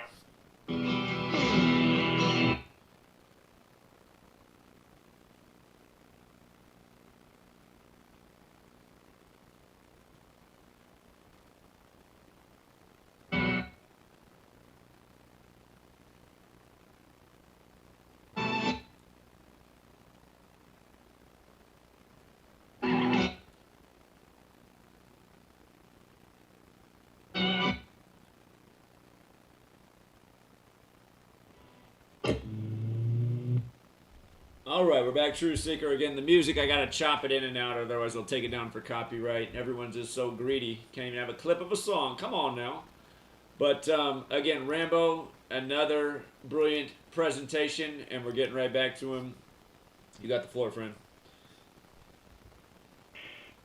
Oh yeah, over the break, Bobby Simpson just he sent me a text message where he explained that when the day that Chris Cornell died, Saturn went into retrograde, and Saturn was in conjunction with the black hole, which is at the center of our galaxy.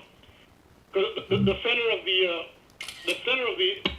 point around which the Milky Way galaxy rotates is called the Black Sun. That's why the Nazis had the SS, the Schutzstaffel. They were called the Order of the Black Sun.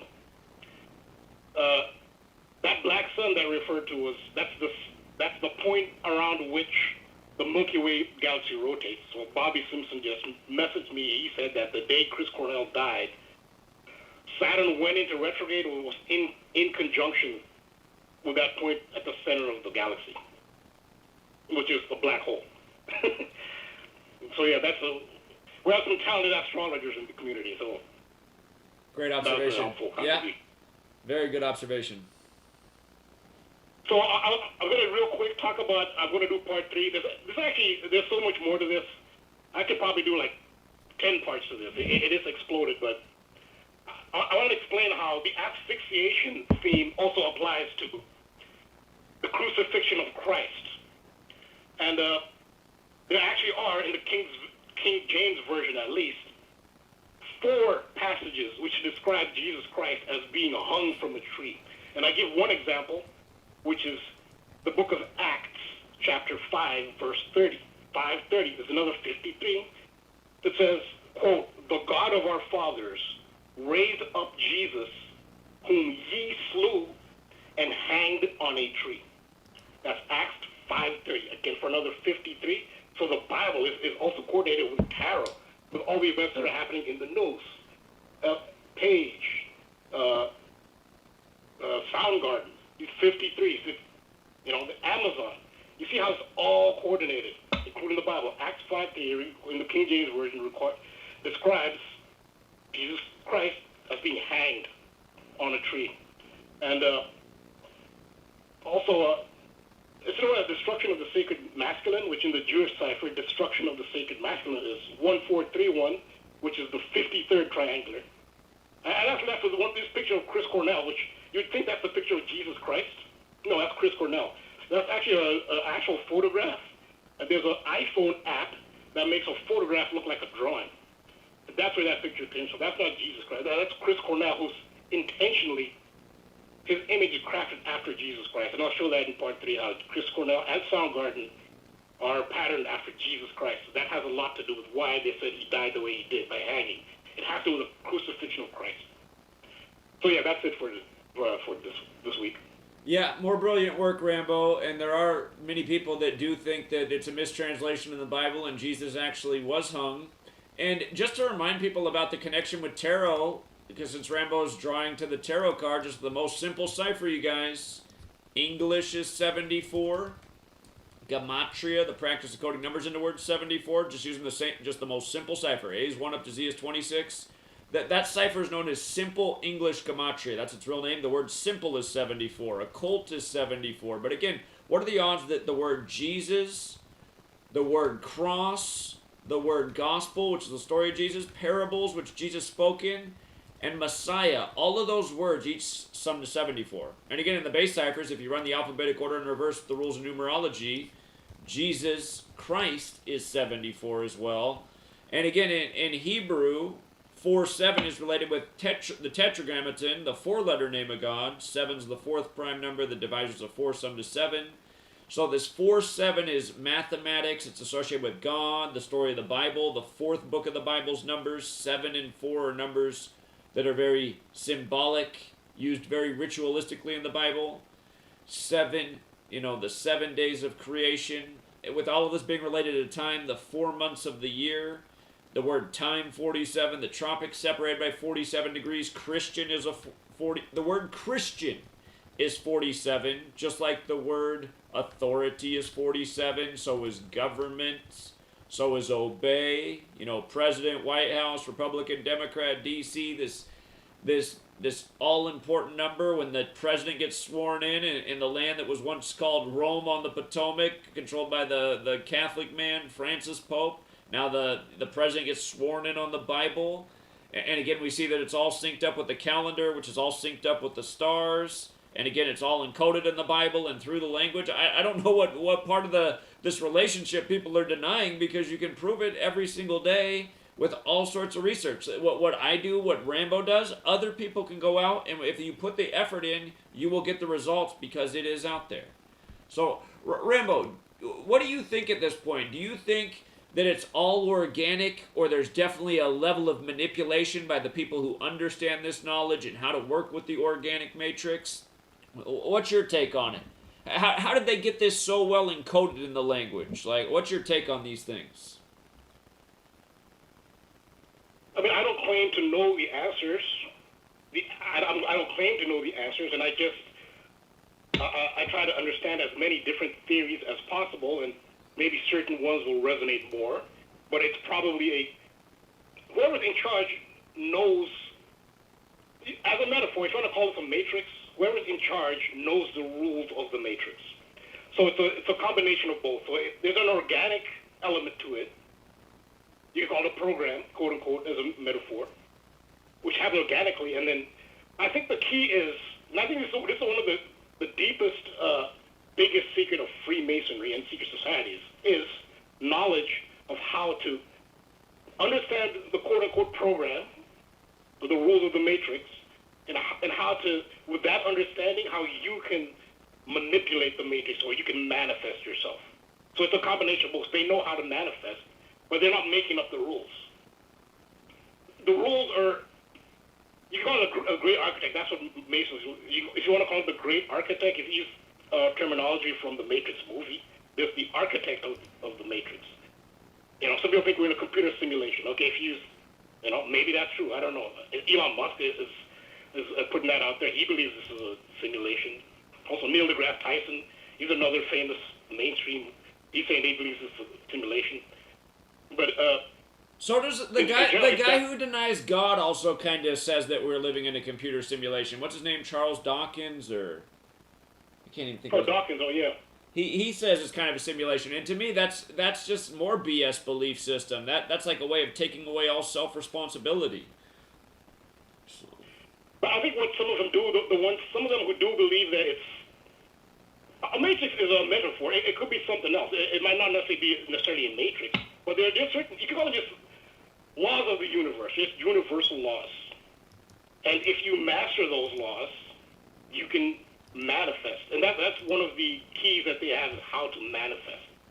A lot of the rituals they do, why they keep doing them, it's not necessarily a mockery necessarily. It's because they have to do them, because somehow the ritual creates a vibration which, what they want is for us to resonate in a certain way. So we're supposed to react to certain things. When we see an image, we'll react. The energy we put out from our reactions is what manifests. So that they understand how to make us manifest a specific vibration. So yeah, I mean, it's complicated. So I don't claim to know the answer. It's complicated, but it's probably a combination of different things. But there's a group of people who have a level of knowledge that we don't, and we're from the outside trying to, you know, just trying to fathom it as best we can. Well, I think that's a good explanation, because I don't know. I don't think anybody really knows what the right answer to those questions are, but we'll forever be looking for them. So. Can I give one more 74? Yeah. I can't breathe. Oh yeah. It's 74. Yeah. And think how that ties in with this whole theme. And you know, Jesus Christ being asphyxiated. Truly. And for the record, Lucifer is also another 74 in the same simple cipher as Jesus. And again, as above, so below, duality. So.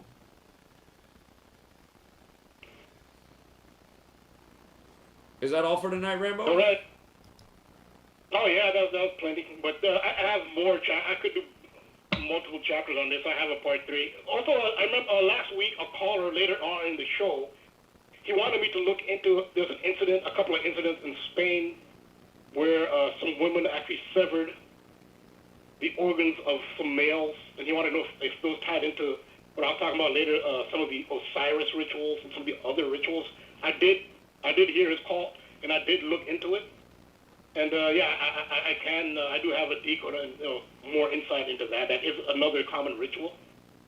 So yeah, just if he's wondering, I did hear his call, and yes, yeah, I can do a decode on that. Okay. All right. Appreciate that, Rambo. All right. All right. Great work as always. Thank you, friend. No, you're welcome. All right. You have a good night. Yeah, take care. Right. You too. Okay, Lil Durk, and now this week, Lil Durk's brother's dead, just after, like, the week before, an associate of his was dead, and again, it's just part of a long list, and it's like, how can people keep looking at things like this and just think, like, okay, this is not normal for people to just be dropping dead left and right next to somebody like this. But, let me connect with him right now.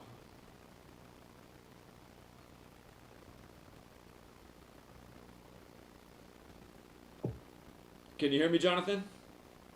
Yeah, can you hear me? Perfect, loud and clear. All right, man, so I'm just going to let you run with it. All these deaths in hip-hop, and so many of them going back to the same man, Lil Durk. So what's the latest? Yeah, well, as you know, we've been talking about Lil Durk for a long time now. And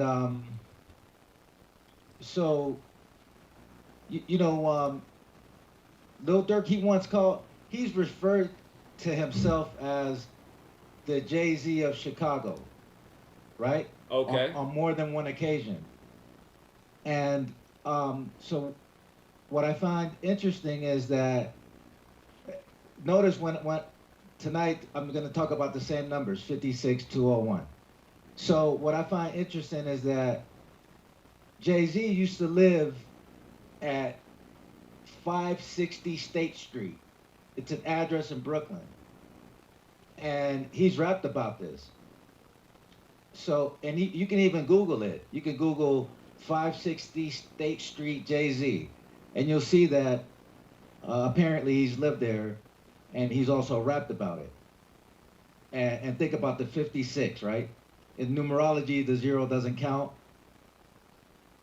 So the 56 is right there, right? Right. And notice what happened with Lil Durk's brother, D-Thang. So the same numbers, right? Jay-Z used to live at 560 State Street. D-Thang was shot and killed. Shot and killed equals 56. Society of Jesus equals 56. So we've been talking about Lil Durk a lot, and you have to go back to the history of it. And his father was a big time dope dealer, and he had a lot of success selling drugs. He also had to do a lot of time, but he was well respected in the streets. And to me, it's almost like these certain people are chosen, right? It's not like what is it about what is it about Lil Durk, and what is it about his father? There's something to these people where these people are chosen. Like Lil Durk's father had a lot of success on the drugs. He also had to do a lot of time, which is the bad side of it, right? But he did have a lot of success. Supposedly he got caught with a lot of money on him and a lot of drugs on him when he got caught, right? Now look at Lil Durk. Lil Durk is the biggest rapper out of Chicago at the moment. And look at all the success he has, but look at all the people that are dropping dead around him. You see what I'm saying? Absolutely. So what is it about these people? So I could tell you how, I could tell you in the book that I'm writing, what I wrote. So Lil Durk has become a well-respected rapper in the music industry. He has allegedly sacrificed his manager, his cousins Newski and Lil Mister, his friends, King Von. You still there? I'm still here, yes. Oh, okay. I don't know what happened. Okay, so he's allegedly sacrificed his manager, his cousins, Newski and Lil Mister, his friends, King Von, who he used to call King Von Twin, and L.A. Capone. Now his producer, Turn Up Josh drops dead on May 31st, which was his producer. A week later, his blood brother D-Thang is dead. So this is why he's the biggest rapper out of Chicago. He has a song with Drake. He just dropped an album last Friday with Lil Baby. Think about it, Drake and Lil Baby, these are the two biggest rappers in the game. So he has a song with Drake. He now has a collaborative album with Lil Baby, who, by the numbers, Lil Baby sold the most records out of anybody in 2020.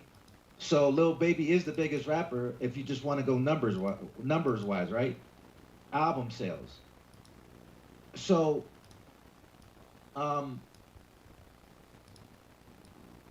that's the thing. It's like, okay, like these people get, his father, Lil Durk, was successful selling drugs. Obviously, he did time. Lil Durk, he's very successful making music right now, but everybody around him is dropping dead. And we got to ask ourselves why. I mean, like, why him? Because these people are chosen. It's the same thing with like, this is the reason why, one of the main reasons why I knew the New Jersey Nets would go to the finals is because when KJ Baller, a rapper from Brooklyn, was shot and killed last May in 2020, it was the 75th precinct that responded to KJ Baller's death. And think about it, KJ Baller BALLA, baller, like a basketball player. And it was the 75th precinct that responded. This is the NBA's 75th season. You still with me? Oh, I'm still here, yeah. So, this has a lot to do with, with 66. You talked about 66 earlier. So now I can tell you now, the manager of Lil Durk, Uchenna Ajina, was fatally shot in Chicago on March 27, 2015. He was slayed hours after a meeting with Chicago Bulls player Joakim Noah, right? And Bulls equals 66. So Joakim Noah equals 97. Death equals 97. So he was talking to Noah about anti-violence initiatives. And Uchenna was 24 years old at the time. So after the meeting, he left the meeting and then he was shot sitting in a car on the 8400 block of South Stony Island Avenue. 8400 block. Remember, 84 is a key number too. Coke Boys Records equals 84. And this happened when Durk was signed to Coke Boys Records. Jesuit equals 84. United States of America, 84. Slime Life Shawty equals 84. Slime Life Shawty is Durk's new artist. Michelera Allen equals 84. And that was King Von's, that's Asian Doll's real name, who was King Von's girlfriend. So Michelera Allen equals 84. And then OTF Nunu, aka Newski, this is Durk's cousin, was shot to death as well.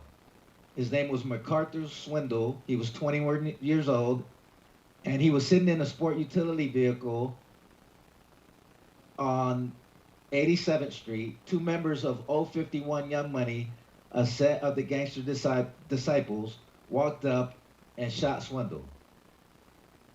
So OTF stands for Only the Family. This is Lil Durk's group of rap artists. And Lil Durk signed Nunu, which is his cousin, right, to OTF, and 2 days later, his cousin was dead. So Nunu gets signed 2 days later, he's dead. I just told you about his manager, right? Right. Now, Lil Durk was born Dirk Banks on October 19, 1992 in Chicago, Illinois. He grew up in Englewood, which is a South Side neighborhood of Chicago. He was raised by a single mother since his father, who I spoke about, Dante Banks, was sentenced to 2 life sentences without parole. Even though that was the case, he was released in 2019. So he's out now. So he went from 2 life sentences to being released. This is what I'm saying, like it's, these people get special favors. Like it's hard to beat 2 life sentences. Sure. I mean, from Durk's birthday until the day King Von passed was 19 days, including the end date. Chaos 19, Rap 19, Shot 19. This happened while we were in the middle of the COVID-19 pandemic. And from the day King Von died, 11/6/2020, until Durk dropped his last solo album, The Voice, was exactly 47 days. And The Voice equals 42, Brothers 42, Twin 42, the N-word 42, Boy 42. And Durk used to call King Von Twin. So think about this now. It was reported that King Von dropped dead on 11/6/2020, which we predicted back in March of 2020. And exactly 7 months later, D-Thang, Lil Durk's blood brother, is found dead. Now, I'm getting different reports, So what I heard is that, so what I'm hearing is that he got shot on 6/5, right? June 5th, and then I guess it was after midnight when he died, which makes it 6/6, right? I see. So either way, shot and killed equals 56. Society of Jesus equals 56. And remember, I mentioned that Jay-Z used to live at 560 State Street, and Durk calls himself the Jay-Z of Chicago. Now, I don't remember any rapper, not even Jay-Z, having all these deaths surrounded by him. Like, Lil Durk is like I've never seen this. Like, you know, big time rappers, you know, they have to sacrifice people close to them, you know, but I've never seen anything like this with what's going on with Lil Durk. Well, this one this weekend is the most blatant thing because his group is called Only the Family, which equals 66 when you use the alphabetic order and rules of numerology. The word family, which is the most simple cipher, the alphabetic order is 66, and then his brother dies on 6/6. The Bible's 66 books in length. The story of Cain and Abel, brother, that just how they do this same stuff over and over. And then the word family is also 33 in the base ciphers, like Lil Durk's 33, and it happened on his 33rd week of his age. And he's 28, and the word man is 28. And again, that's the first perfect number after 6. And his brother's dead on 6/6. And just man made on the 6th day. All this stuff is just biblical. And again, shot on 5/6. Again, Society of Jesus 56, King James Bible 56. Bible alone, I suppose. Well, Bible's 21 and 33. It happened on a Sunday. He died 21 and 33. And it happened also 231 days after his birthday, which is 33 weeks, the 21st triangular number. So yeah, this whole thing is just a big biblical ritual. It's just another clear Jesuit ritual. He was murdered in Harvey. Harvey equals 79, like murder, like Society of Jesus, like Yeshua. Yeshua is 79. But yeah, man, I mean, Only the Family, 6/6. It just couldn't be any more biblical. And that's the point we're making each week. It's by the numbers, it's biblical. Right.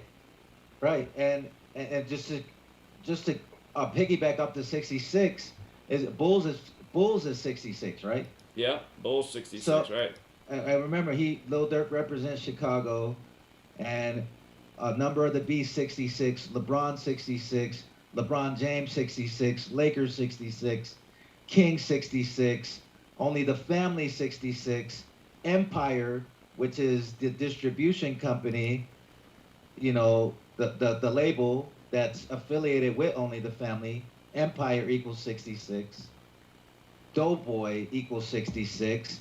Currently, the current trap rapper representing Cleveland, Ohio, Doughboy equals 66.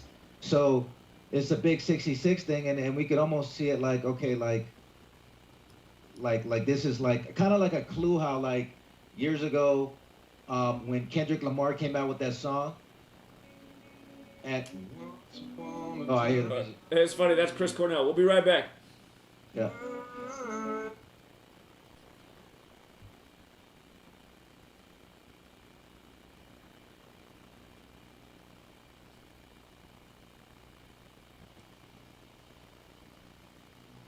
Hi, my name is Ella, and I'm 10 years old. I'm one of the millions of children born to parents suffering from the sheeple virus. Symptoms include the inability to think for oneself, the attention span of a goldfish, and a strong belief in government and the mainstream media. It is estimated that 1 out of every 2 children are being raised by parents infected with the sheeple virus. But there is a cure. For as little as 19 cents per day, you can become a TFR supporter and help children like me get their daily dose of truth. Together, we will make sure every child has protection from deception.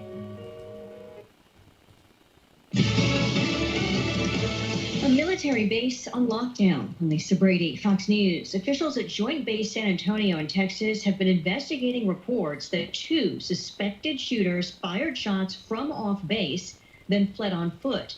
There are no injuries reported. They're working with San Antonio police to clear the area and search for the shooters. President Biden just landing in England to begin his first foreign trip as president, 3 countries in 8 days and 3 summits with the G7, NATO, and Russia's president. Telling reporters before he left this morning, it's about strengthening alliances. This is a high-stakes trip to Europe in which President Biden will be watched closely and assessed on how he manages to unite the G7 and NATO partners and rebuilds alliances that have frayed in recent years. Fox's Jennifer Griffin at the Pentagon. Meantime, the president reportedly plans to announce a plan to buy 500 million more doses of COVID vaccine to share with the world. It wasn't about the photo op. That's the conclusion in a new government report that says President Trump's picture at a historic D.C. church was not the reason protesters were forcibly cleared from a park near the White House. The Interior Department's Inspector General says U.S. Park Police removed crowds protesting the death of George Floyd so that a contractor could get started installing new fencing. About 30 minutes after police used pepper pellets and flashbangs. Then President Trump walked across Lafayette Park to deliver a short speech in front of St. John's Church while holding a Bible.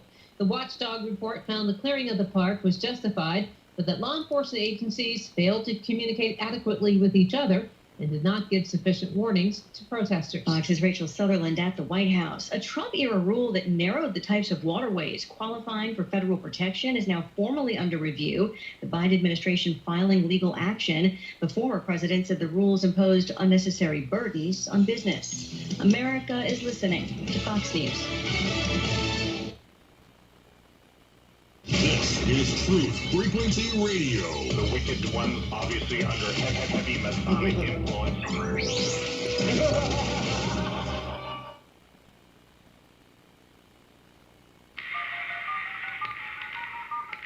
This is not a valid menu option. Condition orange. Condition orange. Situation delta in effect. Please enter your agent number now, followed by the hash key. Create culture. Don't watch TV. Don't read magazines. Don't even listen to NPR. Time comes when silence is betrayal. More for themselves and less for everybody else. But I'll tell you what they don't want. They don't want a population of citizens capable of critical thinking. They don't want well-informed, well-educated people capable of critical thinking. They're not interested in that. That doesn't help them. Think for yourself. Question 30.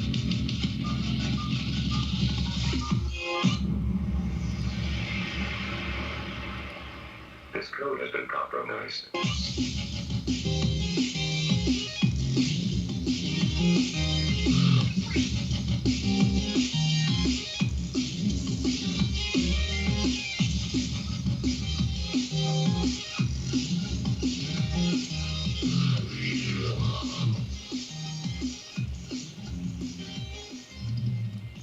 All right, we're back, True Seeker. We got an hour left. We were interrupted by the break, and Jonathan is doing his presentation on Lil Durk and all the deaths that just keep happening around him, and all by the numbers, and the same old repetitive numbers that point in the same old direction. I don't know how many times Jonathan and I in the last, couple of years have been doing these streams and just saying, look how all of this stuff points to the Jesuits and the Jesus rituals and the biblical rituals. And this one with Lil Durk, man, it's about as blatant as it gets. And let's not forget that Chicago equals 46 like Catholic. And this is happening in the time of number 46 in the time of the Jesuit takeover. And again, the death was on a Sunday. So... Right, but the reason I was bringing up those 66s was it's almost like they intertwine the world of entertainment with sports. So that's what I was saying. Years ago, the song by J-Rock came out called King's Dead, and then the NBA Finals started, and then Kendrick Lamar came out with that song called Shut Up, Be Humble, Sit Down, because the Cavs had just won the championship the year prior after being down 3-1, and then they came back. Then the following year, this song by J-Rock comes out it's called King's Dead. And then right after that, Kendrick Lamar comes out with the song saying, Shut Up, Be Humble. And the Cavs got basically embarrassed by the Warriors. So it's like they intertwine the entertainment with the sports, and that's what I was saying with this, with all these 66s. It's like D-Thang gets shot. It's almost like letting you know LeBron's going down this year, because in Chicago, where obviously obviously they don't want anybody to. I don't think they want anybody to get on Michael Jordan's level, because even if LeBron does win 6 championships, I think most people agree that Michael Jordan is the best of all time. So Yeah, it's almost like you can't have the conversation. I mean, it's all rigged and scripted, but again, LeBron just has too many moments like his last game where he's down 30 points in an elimination game, and I mean, it's just like, no, man, Michael Jordan was never in that situation down 30 points in the second quarter. I mean, that's pathetic. So he never was, right. So it's almost like a sign saying this rapper of the blood brother of Lil Durk, who's the biggest rapper out of Chicago. You can say he's the king of Chicago. By the way, OTF equals 41, just like King equals 41. OTF stands for Only the Family. And so it's almost like his brother dies in Chicago, almost like a sign saying, Michael Jordan is still going to be the king no matter what LeBron does. And like you said, too many moments where he just doesn't have that killer instinct that Kobe had or Michael had. And yeah, of course it's all scripted and rigged, but anybody can see this. And another big number is 95, right? And you taught me about this. So OTF D-Thang equals 95. He was killed in a Chicago strip club. Chicago strip club equals 95. And 17 is also a big number. The club he was killed in was called Club O. Club O is 17. Kill 17. Shot 17. Ritual sacrifice 107. Saturday 107. Shooting 107. Right? So isn't it just funny though, man? It's like, how many times have we talked about a dead rapper and specifically the numbers 17 and 38 in a video? I mean, it's just too many times, and then they gotta. I mean, how often, like when a celebrity dies, do they give you the specific street number where they died? He died at 17038. It's just like, man, I just hate that people are still doubting what we're showing just week. It's the same stuff every week. So. Yeah. Oh, by the way, just to add to the 41, only the Family's called OTF equals 41. Kobe Bryant 41. The LeBron James album came out a span of 41 days after Kobe dropped dead. LA's 41. Kobe was 41 years old when he died. King 41. So on and on and on, right? So it's just interesting how they intertwine hip hop. Just the world of entertainment with sports, with how it's just all just one big, it's just their show that we're living in. We are, man. It is the big show. The world is the stage. I think it has been for a long time. I mean, that was written in books, centuries ago. Well, all about the same time all this stuff started to happen. They teach us so much about Shakespeare from pretty much that same time period where all this stuff happened. So. Well, I want to bring up a point though, because back in November we did a show on the history of Dallas hip hop, and back in November we did a show right after Mo 3 died. And right after King Von died, and on that show, excuse me, which I couldn't find it because it might have been deleted on one of the channels. Because I wanted to show what I was talking about with Lil Loaded, back in November, right? But I guess the channel's been deleted. But anyway, I still got it written down, and so back then I was talking about Lil Loaded, who's a Dallas rapper, right? And so they're saying that he committed suicide because his girlfriend cheated on him. And to me it's just so interesting, because it's like that's a bad way to go out. That's like you don't want to go out like that. Like it's almost like with the way that they try to feminized men. You know, Lil Lotus supposed to be this gangster drill rapper, right? But he killed himself over a girl. Right. And it makes him look soft. It's like that's what they try to do with black men specifically, is we're either over aggressive, bullies and criminals, thugs, drug dealers and gangsters, or we're or the complete opposite, right? Which would be like a Lil Nas X. So Lil Lotus is supposed to be this gangster rapper. They say he killed himself over this girl, and he was 20 years old at the time. Death equals 20. But back then, what I wrote back in November when we did the live show, we did a live show on the history of Dallas hip hop, and so Lil Loaded. This was back in October. Well, he was charged with this crime in October, but we did the show in November. So Lil Loaded was charged for the murder of gunning down an 18-year-old man, right back in October. The rapper, Lil Loaded's real name is Deshaun Robertson. He remained held Tuesday on a $500,000 bail in Dallas County.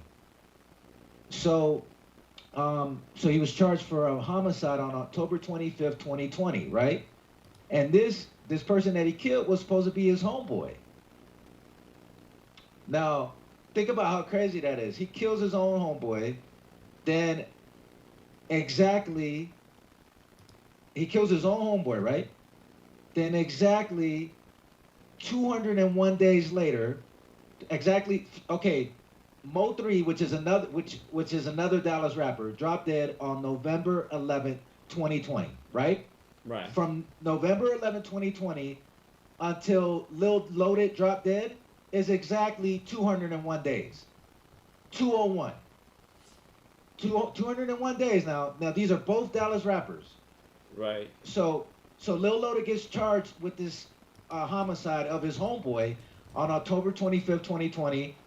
Then November 11th, Mo 3 is murdered on a highway.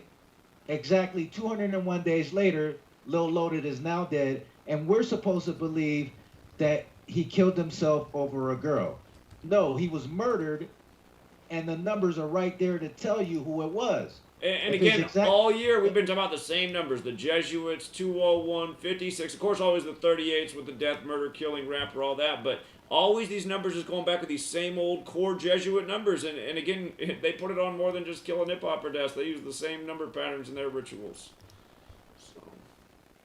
But that goes to show you 201. Like, that goes... And Dallas is...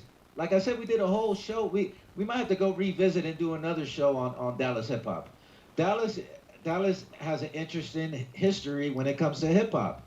Keep in mind, when Lil Loaded killed his homeboy, he was 20 years old. Death equals 2020, and this happened in 2020, right? So so many 201 things. I mean, there's been so many this year. One of them was the baby's brother died 201 days from his birthday. So.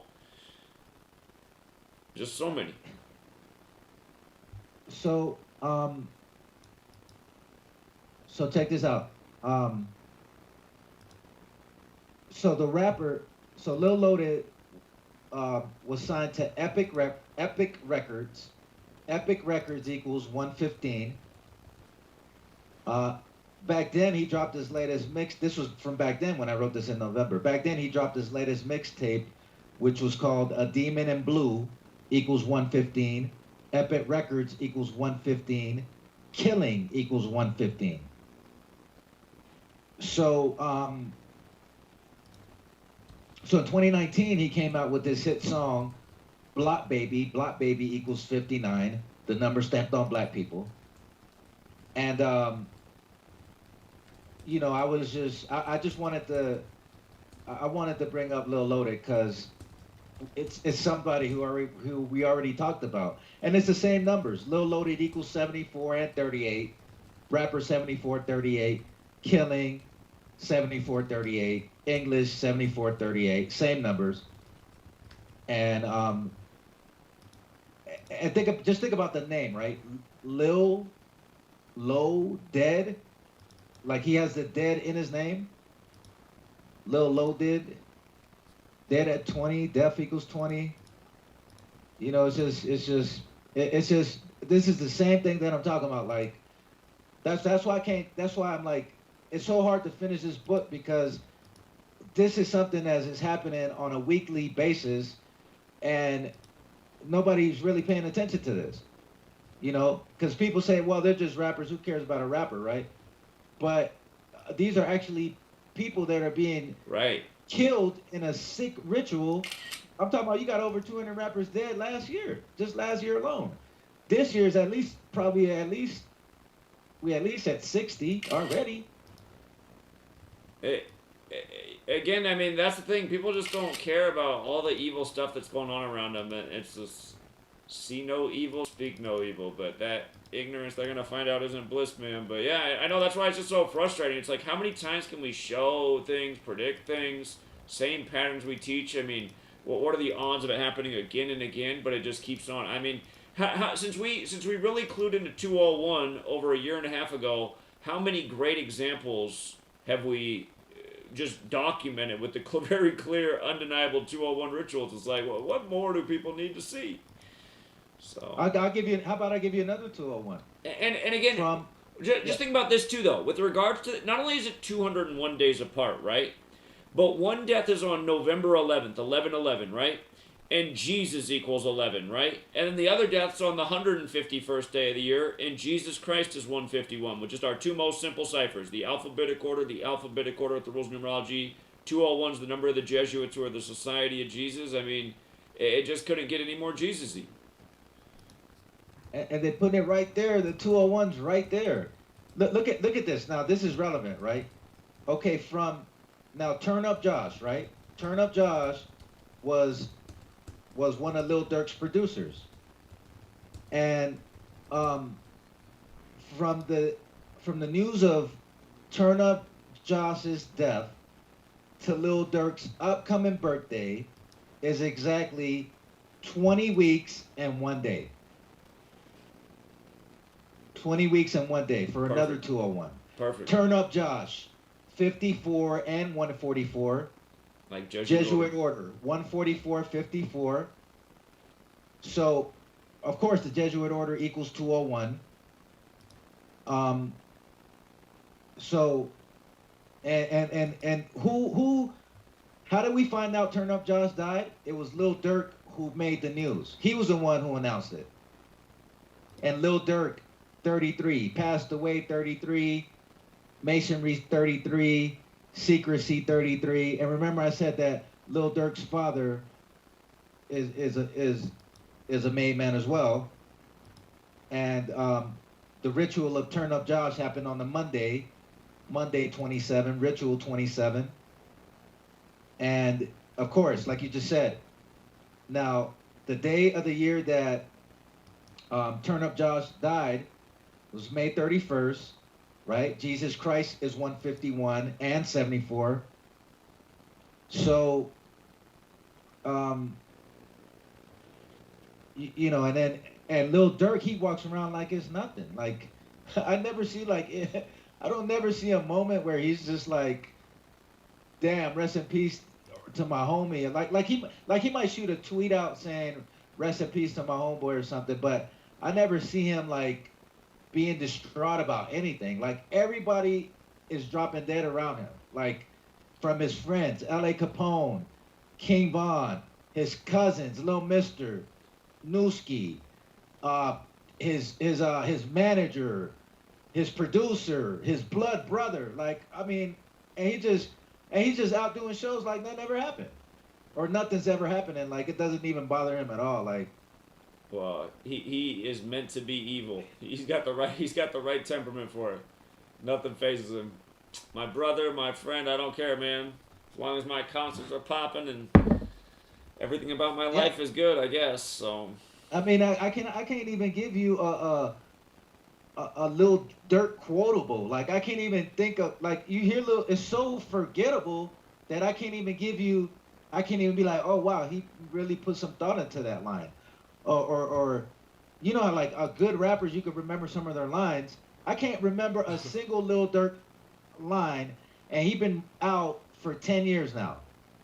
And notice he came out 10 years ago, but his career has always ascended. And the more people drop dead around him, the more his career goes up. And think about it. The name of his new album with Lil Baby is called The Voice of the Heroes. The Voice of the Heroes equals 86, just like blood sacrifice equals 86, and everybody around him is being 86. Yeah. And human sacrifice is also 86. And The Voice of the Heroes equals 86. His new album that just came out on Friday with Lil Baby. It's unbelievable. You know what I just noticed also about Lil Load's death? He died on a date with 77 numerology, plus it was the 151st day of the year. And again, just using the most simple cipher, Christ is 77, and then Jesus Christ is 151. So just perfect day for the Jesuit ritual. And yeah, 201 days apart, 2 Dallas rappers. Dallas has that Gematria 13, just like Jesus and the 12 disciples. There might be more. Oh, but that's but check it out. It looks like, okay. So Turn Up Josh and Lil Loader died on the same day. Well, right. I think. Right. Okay. So they both died on the same day. Now you just mentioned 77, right? Turn Up Josh is from Houston. Houston 77. Okay. And Houston producer equals 77. And so you got 2 rappers dead on the same day. Well, I mean, 1 producer, 1 rapper. And it was the perfect day. It was the perfect date for a sacrifice. Indeed. And you know, and all these rappers that are at the top of the charts, they gotta think about it. Drake sacrificed. I forgot his name. 5 TF. Drake has sacrificed some close people around him. Lil Baby sacrificed Marlo, which was his friend.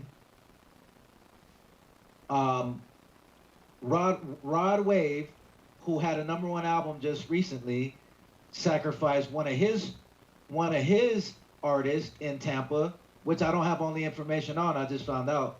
So all these people that hit the top of the charts, think about how they always have to sacrifice somebody close to them. Drake sacrificed people close to him. Of course, Durk, obviously, right? Rod Wave and Lil Baby. And of course, Da Baby. You know, Megan Thee Stallion, the biggest female rapper. And again, yeah, hers is blatant. Right after her mom dies, it's just again, it's like the fact that we're not convincing people of what we're showing. It's not our fault. It's just that you see that people just genuinely do not care. That's why I just went and stood in front of the Blazers Stadium for their last 2 playoff games in Portland with a megaphone and just told them about the dead Blazers by the numbers, just to show how few people care about anything. So, yeah, man, I know it's frustrating.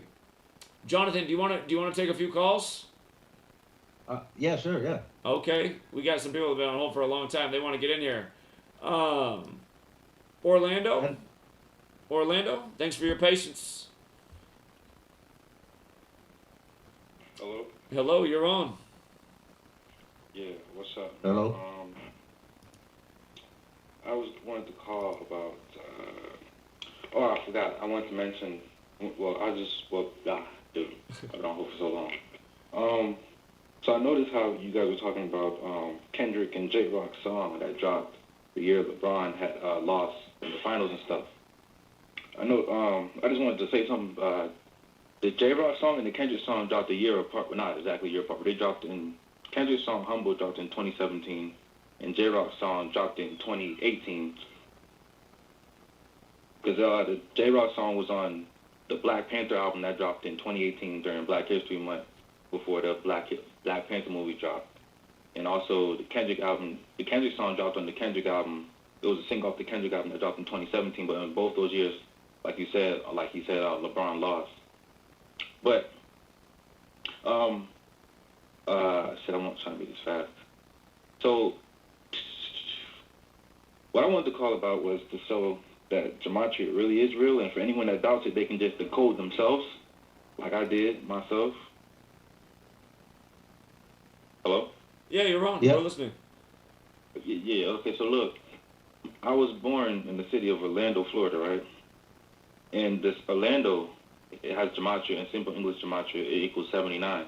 And I was born on the day leaving 79 days left in the year, right? Also, okay, my first name, Jamie, equals 20 in full reduction. I love music, right? Music equals 20. Also, my mom's Jamaican, and if you didn't know, you share the bloodline of your mother, because, well, I don't know how everyone doesn't know this, you come from your mother, not your father, because you are the egg in your mother. When you're in the womb, her blood, her nutrients from the food she eats is all being funneled through you, so you really come from your mother. But that's a story for another day. So my mom's Jamaican, right? And Jamaica equals 20 in the pure cipher. It also equals 38, just like my name equals 38, and the city of Orlando equals 38. And there's more to it, but I ain't trying to overflow with numbers and stuff. But for anyone that doubts gematria, you know what I'm saying, you could just decode yourself.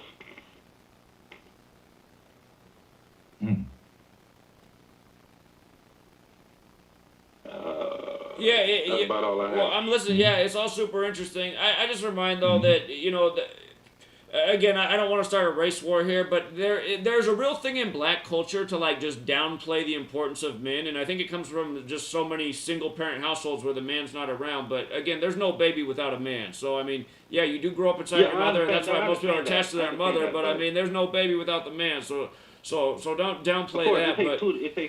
It takes two, of course. Yeah, but yeah, of course we grow up in our mom. That's why a lot of people are mama's boys, and there's nothing wrong with that. But yeah, I mean, you're definitely way more attached to your mother than you grow inside your mother, not your father. But still, it takes both. So.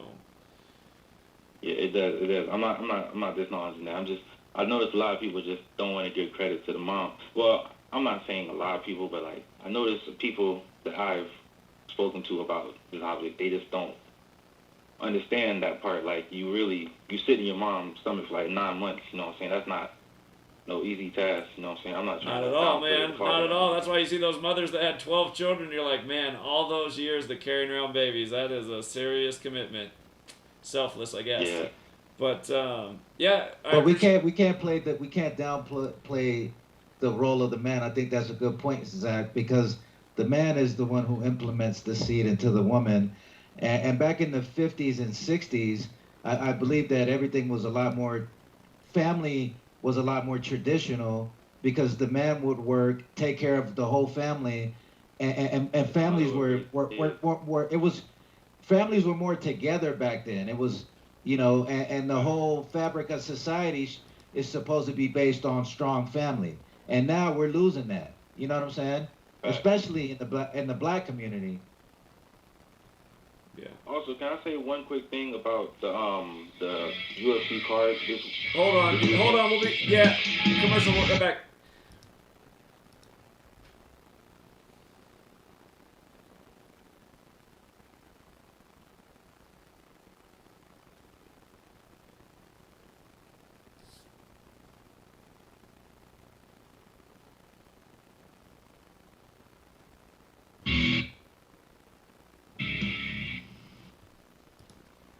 From the dawn of man, we have turned to nature to help attain balance within ourselves. But somewhere, we lost our way. Western culture is once again remembering the healing benefits of CBD, the non-psychoactive component of the hemp plant. That's why more and more people who use CBD report relief from inflammation and chronic pain, balanced blood sugar and cardiovascular system, relief from muscle tensions, tremors, migraines, headaches, anxiety, depression, and the list goes on. The big question is, where do you get it? Life is a 99% pure CBD oil made with all organic ingredients, and it's available to TFR listeners worldwide. If you use coupon code TFR at checkout, you'll get $5 towards your order. Head on over to ialife.com now. That's AYA life.com.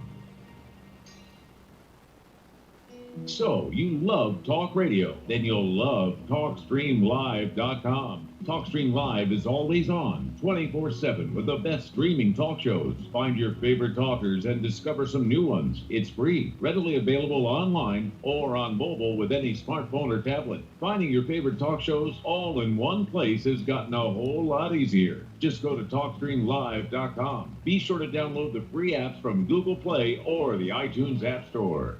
If you have hard water, the Live Scale not only leaves white spots, it clogs pipes and breaks down appliances, costing you hundreds of dollars in energy and wear. Eliminate Lime Scale and other water issues like brown staining and bad odors with HydroCare water products, available from Wave Home Solutions. Wave's affordable water systems don't use salts or chemicals. You'll love the way your water tastes, smells, and looks. Satisfaction guaranteed. For more information, go to bestwater123.com. That's bestwater123.com.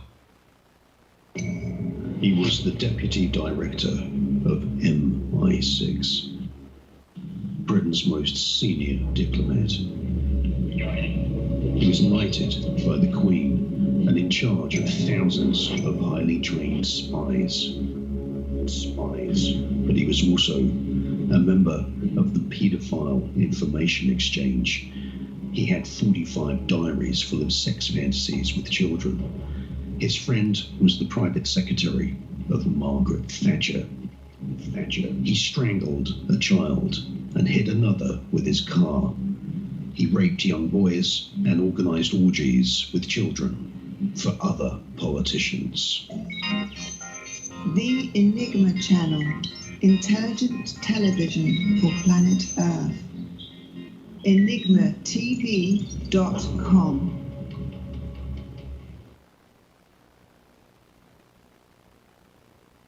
No hate, no hype, no fear.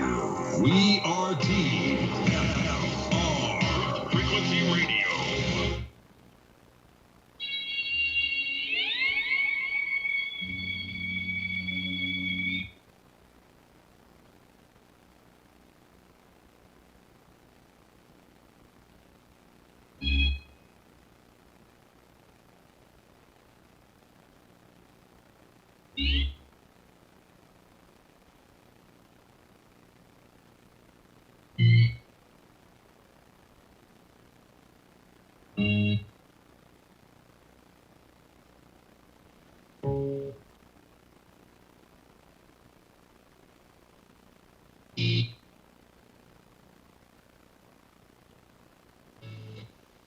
Okay, we're back, True Seeker. We got 30 minutes of show left. We're going to take calls the rest of the way. I see Tim from Nevada's next in line. I believe that's the gentleman who just came up and joined me at the Blazers game. But Orlando wanted to finish their thought first, and they got interrupted by the break. So real quick, Orlando, closing thought? All right, closing thought. UFC 263 is on Saturday, and they moved it to Arizona, the 56th prime, where the only peer 56 team in the league is the Suns, who come in today on the 56 date numerology with 56 wins, and it looks like they're smashing the Suns smacking the Nuggets Nuggets right to get that 57th win. And again, Moon is 57 right before the eclipse with the two teams in tribute to the Sun, the Nuggets and the Suns.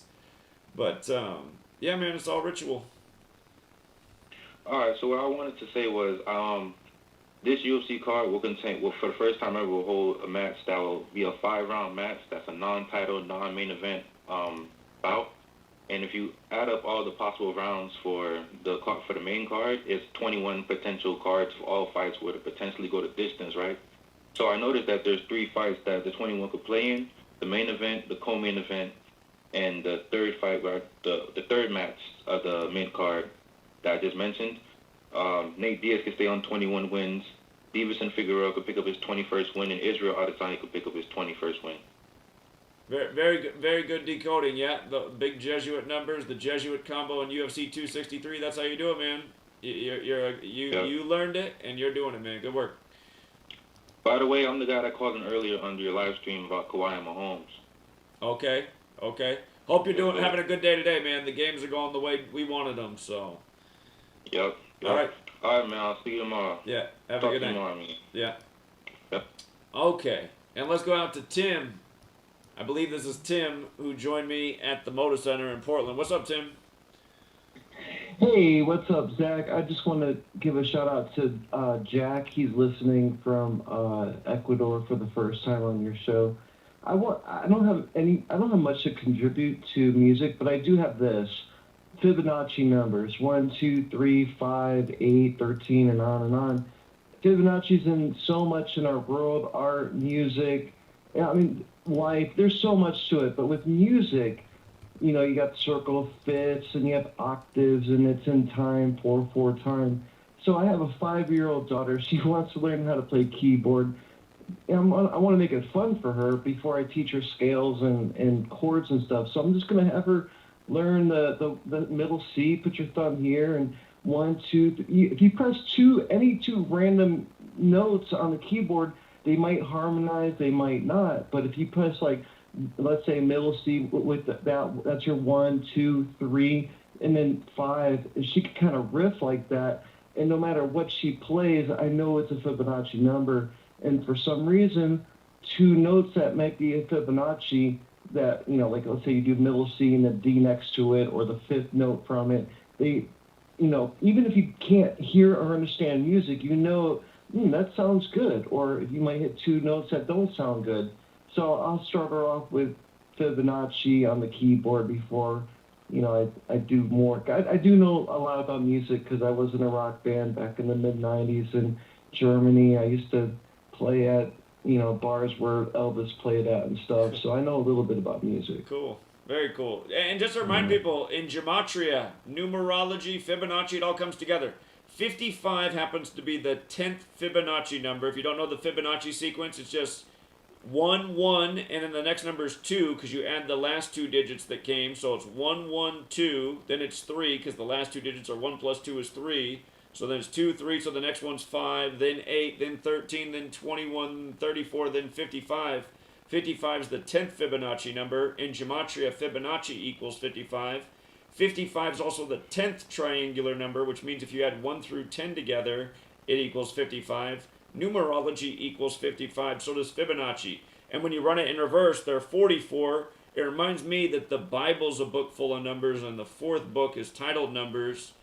But again, yeah, absolutely, the Fibonacci numbers are so important. When you learn these, you got to learn your number sequences. Prime numbers, triangular numbers, Fibonacci numbers. At the horse track, you know, this past weekend, the 10th race, the horse in the 4th post won. And that trainer had 4 horses in the race. 10 is the 4th triangular number. We love that. The race before that, it was race 9, post 3, Belmont Stakes, New York 39, always 39 rituals in New York. That horse came in. There was another horse that the experts were big on that did seem interesting that sucked, but the 3-9 thing came through, which seems to every single year at the Belmont Stakes. And also another big ritual at the Belmont Stakes is 666. The man on Essential Quality who won that race, that was his 666th race of the year, as he won as the favorite in that race. And again, number games. Number games, yes, sir. The horse that won the Belmont in the left 2 ciphers, he was 209 and 65. It happened on 6/5. And the 209, it was like 209 days left in the year. And there's actually another horse with those same exact left side ciphers that won race 14 in Northfield Park. I saw that right away. I knew, like, oh, that's a winner.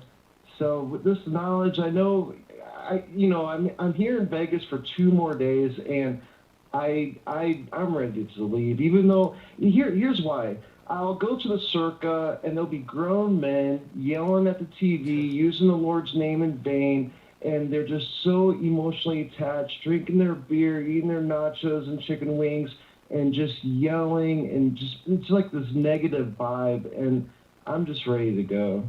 I'm tired of taking their money. It's like, dude, I just want to, like, stand up and be like, look, give me your wallet, give me your money, and we'll just call it even, because that's what I feel like when I'm in Vegas. It is, man. Like I don't like the energy and the people either. It's got all the wrong vibe. It's a sweet lady that was like, we got to move down there because, again, days like today, I do wish I was in Vegas. I mean, we could have just robbed the bank today with the eclipse rituals. Yeah. New York Mets, New York Yankees, 33-39 on the eclipse day. Oh, that's easy. Everything money. came in. It started off with a bang. San Francisco lost right away to the Rangers. The Rangers, anytime a starting pitcher has that good of a riddle, if they don't pick up the win, it seems like their team almost always does. Athletic. I mean, just like almost everything came in today, and so much of it was around the eclipse. And for anyone who missed the sports live stream today, I started by talking about the eclipse in 108, and I said we want to look for eclipse rituals in Major League Baseball today. When I got to Garrett Cole, I just laughed. I saw that Garrett Cole could pick up his 108th career win. And you guys, if you think this is stupid, please go out and read my book afterwards if you think what I'm saying is stupid. I talk about Garrett Cole's 95th career win to open last year's baseball season. Based some of it off of Rambo's knowledge with the Heliacal rising of Sirius, this astrological ritual. Sirius equals 95 like Fauci. Fauci threw out the first pitch to start last year's baseball season, the coronavirus season. Garrett Cole pitched that game, got his 95th career win, and he was signed by the Yankees on his 95th day of his age. And again, Sirius equals 95. He got it on the day of the Heliacal rising of Sirius. Well, today, right before the eclipse that's about to happen, it's hours away, the eclipse that's about to start, he picks up his 108th career win today. And again, geometry's 108, Major League's 108, 108 double stitches on a baseball, but 108 gets its significance from eclipses. Again, they say the diameter of the sun is 108 Earths across, and from the Earth to the sun is the diameter of the sun 108 times side by side, and from the Earth to the moon is the diameter of the moon 108 times side by side. This is what they teach in the science books. I'm not saying that's a fact, but that's what they teach. And in Gematria, which means geometry and language, again, geometry is 108, forwards and backwards, so it has perfect symmetry, another concept. And again, with the most simple cipher, geometry and Major League are both 108, like the 108 double stitches on a baseball, which is why we said the Cubs would break the 108-year drought after not being in the World Series since 45, because Major League's also 45, like Cubs, like Wrigley, like geometry. It was the 112th World Series. The Cubs broke the 108-year drought in. And mathematics is 112. They won it on November 2nd, Game 7, which we called at the start of the year. Again, this knowledge, it just brings the whole picture together. And you just see how the whole show is rigged this way. Again, watch today's live stream. We talk about this at the beginning, and then we go and we say, now let's look through the baseball games. And we saw Garrett Cole get his 108th win. Not to mention, he becomes 7-3 today, Garrett Cole, and solar eclipse equals 73. Again, it's just mind-blowing how scripted all of this stuff is. But if you learn this knowledge, you'll see these athletes, looks like they were born and bred to be, no different than these thoroughbred horses. So, sorry, Tim, I'm long at the lip, but go ahead. No, it's I got nothing else to add. I'm just listening to the show on the phone. That's all. Yeah. So, anyway, man. Well, I'm glad you did well there. And if you guys missed Tim on the live stream, Gematria Effect Sports, my last live stream outside the Moda Center, Tim was right there on the bench. He was camera shy at first, but quickly he lost his shyness and he had a lot to say. And the chat appreciated his contributions. And again, you shared with the audience that you did so well in Vegas this year with this knowledge, putting it to the test. You get to take an extra long vacation, essentially, and not do your normal Alaska trip job to spend more time with your family, correct? That's true, yeah. I guess I got two things. The reason why I was camera shy is because normally I'm very fit, and since I've been in the States since the Super Bowl, I've never been this big in my life. And the other thing I want to say is, you know, with Gematria, obviously you can bet straight or you can bet parlays. I love doing round robins. It's like a happy medium. You don't have to be right. You can be 3 out of 5, 4 out of 5, and still make money. You can even win 2 out of 5 and almost get your money back. So I love round robins. That's why I won so much with the March Madness. You don't have to be perfect. You just, you know, I had 19 round robins with literally with your Oral Roberts in Ohio, that paid for that ticket and then some. So, Sure. You know, that round robins I think are the way to go. That's in my not a opinion. bad tip. That's not a bad tip. I need to start exploring that more. So yeah, I appreciate that, Tim. Yeah, Ron Robbins times 2, and then if you're very confident, add a times 3 in there. And yeah, that's how I was able to win. Even though I had a couple wrong, here and there, that's okay. Like, I all day long I'll do 5 team X2 round robins, and I'm trying to get 3 or 4 out of 5. And with this knowledge, that's not hard at all. Indeed, it's not. So very, very good tip. Appreciate that. Yeah. Anything else, Tim? And this journeyman Jack, he's listening, and he knows everything about Ecuador. I should say everything, but he knows a lot. He's been living there for like the last 12, 14 years. He's from Georgia area, and he helps a lot of expats. Normally, I don't promote Ecuador because one of the worst things about Ecuador is the Americans that are there.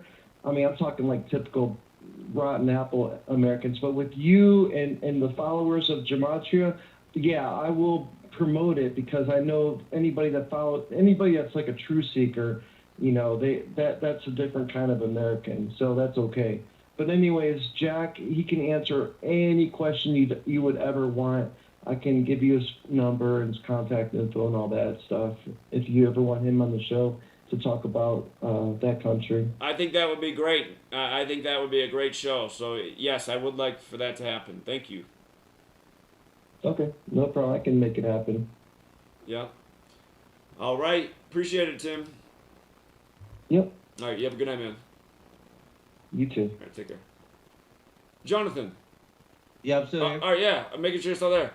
Yeah. Did you see when we were at the Motor Center? Yeah, I was watching it. Oh my God, man. It's like, it just makes me want to say, like, these zombies are unreachable. They are unreachable. I'm starting to agree with. Before I believed that there was faith or hope, but I don't know. I'm starting to. Well, it's like there is it's like we got to stop trying to wake up all these people, and we got to put our energy into organizing the people who are awake to do something, because that's like where the hope and future is. It's just like I'm done with trying to wake up these zombies, man. Just perish, go away. I want to watch you guys fall, man. It's just they're bad. They are bad. I mean, how many more? Like I'm talking about the same steady. I'll give you another 42. 42 stamped on black people, and Jay-Z launched his own cannabis line called Monogram, and Monogram equals 42. Monogram equals 42, and he dropped it on a date numerology with 74 and 38, the rapper numbers. Monogram equals 42 in the pure cipher. How many more 42s can we do? Like 56s, 201s, 38s. Yeah, again, man, I think they'll just keep doing it until the end of time and just laughing all the way about it, because they're like, look, we're even getting exposed, man, and nobody cares. I guess we got free reign on this. So that's the downside of what we've done. We've shown that even if they're exposed, people still won't care. So yeah, and I haven't talked to you about this, but at first when Kwame Brown started blowing up and his videos started blowing up, and I was like you, I didn't even know he had a YouTube channel till he started getting all this publicity. And then I watched like 3 or 4 of his videos, and it was interesting at first, but then he just kept talking about the same thing over and over again. And I was like, well, I mean, it does get kind of redundant. I mean, you're just saying, well, I mean, if you're just going to blame all the problems on the quote-unquote white man, I mean, the Society of Jesus, they probably are white. But, I mean, it's just bigger than that, And I just wish that people would be able to see that. yeah, and he was in the chat. I gotta see if we can get in contact with him and get him to come on and talk about things. I don't know if he did a live stream today, but I got a notification on my phone, and it was like, Kwame Brown is live. I'm not even subscribed to his channel, but the notification popped up. I have been watching a number of his streams, so it's fair they would give the notification. But then when I went to it, it was something like, is the go along? What's the go along get along gang have planned for Kyrie Irving and Kevin Durant? And I was like, that's interesting. Is he going to talk maybe about rigging a little bit, like give some hints? But when I went into that, it was waiting for him, and he'd been late apparently, and I had never seen one of his streams pop up when he wasn't there. So I don't know if that stream ended up happening, but I'm gonna have to look into that. But and to be honest with you, I agree with a lot of what he's saying, because he's saying that, the money that he's getting from the super chats, he's taking the money and buying shoes for kids, and he's supposedly is what he says, that a lot of the money that he made from the NBA, he's putting it back and investing in kids. And I do agree with a lot of what he's saying, but I think he would gain more credibility if he admitted that the NBA was rigged and that all these people are in on it. And I believe he will gain more credibility if he just told the truth about the whole situation. You know what's funny? He is putting out a ton of content. I just realized that he's on his 3rd live stream already today. He's live right now, Kwame Brown. He's live right now? Yeah, he's live right now. But, hey, if everybody wants to go into, if you guys are sick of the radio show and you want to go to Kwame Brown Bus Life and everyone just spam Gematria Effect. I know it seems like he keeps an eye on his chat. Hey, you know what we need to do? Tell him to put us on live right now. And let's talk about... Or just say we need him to come on our show and talk about if the game is rigged or not. Okay, yeah. And the thing is Kwame, he's in our age group. We're all around the same age. So, like, and his channel blew up out of nowhere, bro. Like, I remember when he first started getting all this publicity, he was like at 100-something thousand subscribers. He wasn't even that. When I first caught wind of it, he had like, I forget what it was, like 40K when I caught wind. So I want to know what it was before before this happened. It was probably even smaller number. Yeah. When I got on, he was like right at 100,000. But he got like a buzz, like he got like a crazy buzz, and then he called out. I do like how he called out Stephen A. Smith. I like how he called out Charlamagne the God and DJ Envy. I like how he's calling them all out. But like, let's talk about the game being rigged. Let's get to the meat of it. Let's talk. You know what I mean? Let's talk about how can the Cleveland Cavaliers come back from down 3-1. And they win the championship on the real King James birthday. Let's talk about stuff like that. You know what I mean? And let's talk about, he's one of the only people I know that played with Michael Jordan and Kobe. Right. That's crazy. And the whole thing started, again, the day that Kobe went into the Hall of Fame and Jordan did the ceremony. So it's like, this just, and he's down somewhere in the Atlanta area where the Boulet's now headquartered. And again, just on the Boulet's birthday, he gets the attention the same day as the Hall of Fame induction. So it's obvious that something's going on. Either he got targeted or he is all part of this. And again, I'm on the fence, but I do agree with a lot of what he's bringing attention to. I think overall it's a net positive what he's doing, but we'll see where it goes. So, I mean, I guess I'll give him the benefit of the doubt. But it's funny because it's like we never heard him say nothing in 20 years. So now this is first time ever talking. So it's like it's interesting what he's got to say. But I'm just wondering, like, why was he so quiet for so long? Yeah. I just checked in on his live stream. I see somebody's got GematriaEffectNews right up there. It looks like several people have. I appreciate you guys doing that. So again, if there's enough in there. All right, so now I was in your live stream the one day that he was supposedly in the chat, but I didn't see his name. I don't know. His name was in there, yeah, because people time mark where it was. He was in there, and then he was in there. Oh yeah, what? Yeah, he was in there. He was in multiple chats. Yeah, he was. Oh wow. Okay. Yeah.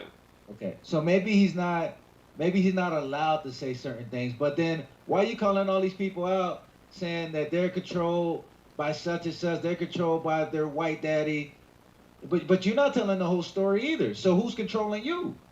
Well, how come you're not telling the whole story? That's what I want to know. At least when Larry Johnson came on, at least he let you know. He didn't give you the whole story, but at least he gave you bits and pieces. You know what I mean? At least Larry Johnson came on the show, and he didn't necessarily admit that the NFL was rigged, but he gave you clues to read between the lines. Indeed. Indeed. You know what's interesting about watching this happen right now is, okay, so it says he has 8,000 and some people watching him, right? And if you look at his chat, though, right now, it's like almost every comment is Gematria Effect News, and his chat was already blown up. So I'm just thinking, that doesn't seem right, because if only 600 and some people are watching us, it doesn't seem like we should make up that big of a percentage of his chat right now. But anyway, the people over there are posting are doing a good job, so. Oh, wow, I see it. Yeah. Gematria Effect News, Gematria, wow. Yeah. I mean, he's got to see it. Yeah. Gematria Effect News is the truth. Oh, somebody even gave a super chat. Oh, nice work. Yeah, Dr. Savage. Thank you, Dr. Savage. You know, so. Gematria is fake.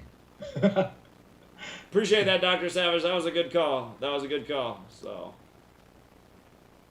Yeah, Gematria is fake, man. Yeah, anyone who has that perception, again, why don't we, I'm still waiting for somebody with a real debate to call in. How many years do I have to wait for the real debate to come? Like, nobody, I've put the challenge out there for years, and I just feel like nobody wants peace, so. Yeah, because we got a lot to talk about. Like, this is the thing, you want to, if you calling these people out, you say you're not a part of the go along, get along gang, you're your own man. Let's talk about this shit. I mean, I know I wasn't supposed to curse, but yeah. Yeah, yeah.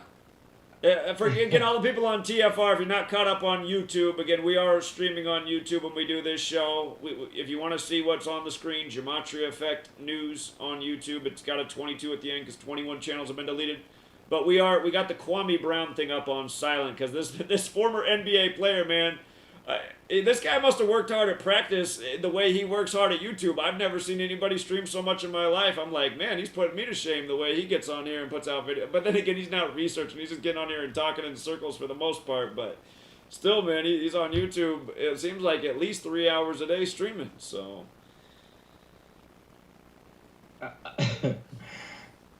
I see. It looks like he's taking calls or something. It'd be funny if he's got our format now. So. No, if you go back to the night that he did his video about Roy Hibbert, he was in that chat where I was showing the post. I was like, I'm on the fence, man. Is he like some Jesuit product and he doesn't even know it because it sounds like he doesn't know that much about his own life and he's learned so much about his life through getting doxxed through Charlemagne the God? Is this like how it works? Like they just keep these children in the dark, they raise them for a certain purpose, they don't know a lot about their life? I mean, is this possible? It totally could be. But I was talking about... He said he don't even know his own daddy. Right, but the thing was, I was saying, could he be a Jesuit product? Well, that night he goes on and live streams after I get off, I noticed, and he's talking about Roy Hibbert. And I was like, wait a minute, he's going on talking about a Jesuit. He's talking about a Jesuit, basketball player who went to Georgetown after we're questioning him. I was just like, is this a coincidence? He's just in the chat, now he's talking about Roy Hibbert, so. Anyway. Yeah, that was interesting. I saw that when he was talking about Roy Hibbert. And look at every comment is Gematria Effect News. If you look at the chat, that's crazy. Like every comment, I mean like every other comment. Look, somebody just gave, shout out to Bobby in Spokane, man. Bobby just gave Kwame $20 and said, we need to get you on a live stream with Gematria Effect News on YouTube. Zach and the community want to hear your voice. Blessings. So very cool. So for all of you guys who gave him a super chat, that was nice of you. Dr. Savage, awesome work. Bobby, awesome work. He's been making a fortune on there. I wonder, it's kind of interesting to see. It doesn't look, usually when I tune on there, there's like at least $200 ones already up there and a 51 and a whole bunch of other ones. It could be because it's late or it could be because he's on there so much. People finally might still be chilling out on the donations. But God, he must have made a fortune in the time he's been streaming just in super chats. So. That's the end of the show already. Here, Jonathan, I'll reconnect with you. I can disconnect. I'm going to call you back. Sit tight. All right, here. We'll stay on a little bit. And I think Jonathan has some more to share. Jonathan and I, we've been trying to link up for a show for a while. So sorry that I didn't get to, as many callers tonight. And I'll make up for it here in the future. We'll just do another live stream before next Wednesday's show. Take calls. But here, let me get Jonathan back on.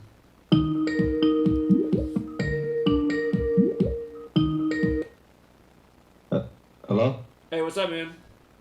Oh, what's up? Oh, all right. Yeah.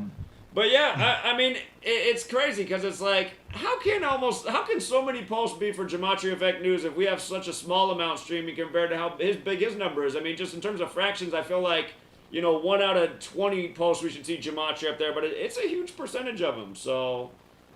Plus, if it was really that many people watching, I think the chat would be going a lot quicker. And I'm just saying we should see a lot. I mean, there are other kinds of comments, but I just feel like we should see way more other types of comments. Because it's not that our whole show's even over there anyway. Just a small group, a number of our show went over there to do that. So. Exactly. Something's wrong with the numbers here, man. Something ain't added up. But I wonder, again, if maybe they said, okay, you just got to shut up for 20 years, and then in 20 years you can talk about certain things. You know what I mean? It is hard to say. That's why I'm with you with, like, I do want to give him the benefit of the doubt, but at the same time, I don't know, because we don't know. He's calling all these people out for being controlled, but we don't know if you controlled. True. Come explain to us how you're not controlled. You know what I mean? Like. Yeah, indeed, indeed. So let me do the song of the week. For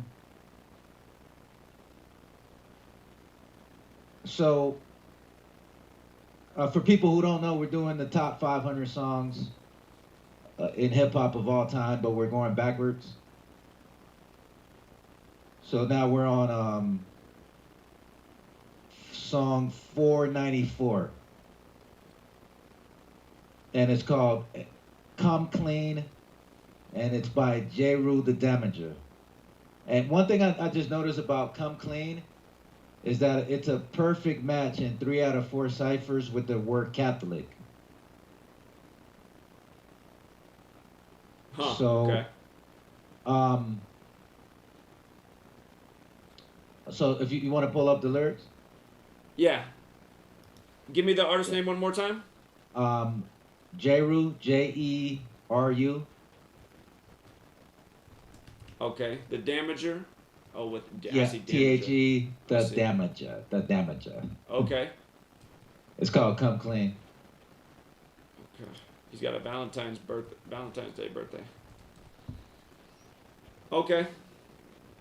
So song number 494. So what's interesting about the name of this album is that the name of the album is called "The Sun Rises in the East," and this album came out in 1994, and it's interesting how the Phoenix Suns are in the playoffs, and the Brooklyn Nets are in the playoffs, and Jeru the Damager is from Brooklyn. But the name of the album is called "The Sun Rises in the East," and we could see the Nets face the Suns in the NBA Finals. And so this song came out back in 94, right? 93, 94. And at that time, this was when the supposed East Coast, West Coast beef was heating up. And gangster rap was really on its way up. Because Dr. Dre dropped his album. Snoop just dropped his album in 94, his first album. So gangster rap was going all the way up. And a lot of the rap back then was, the East Coast wanted to sound like the East Coast, and the West Coast wanted to sound like that West Coast, and it was very competitive. It was very competitive at the time.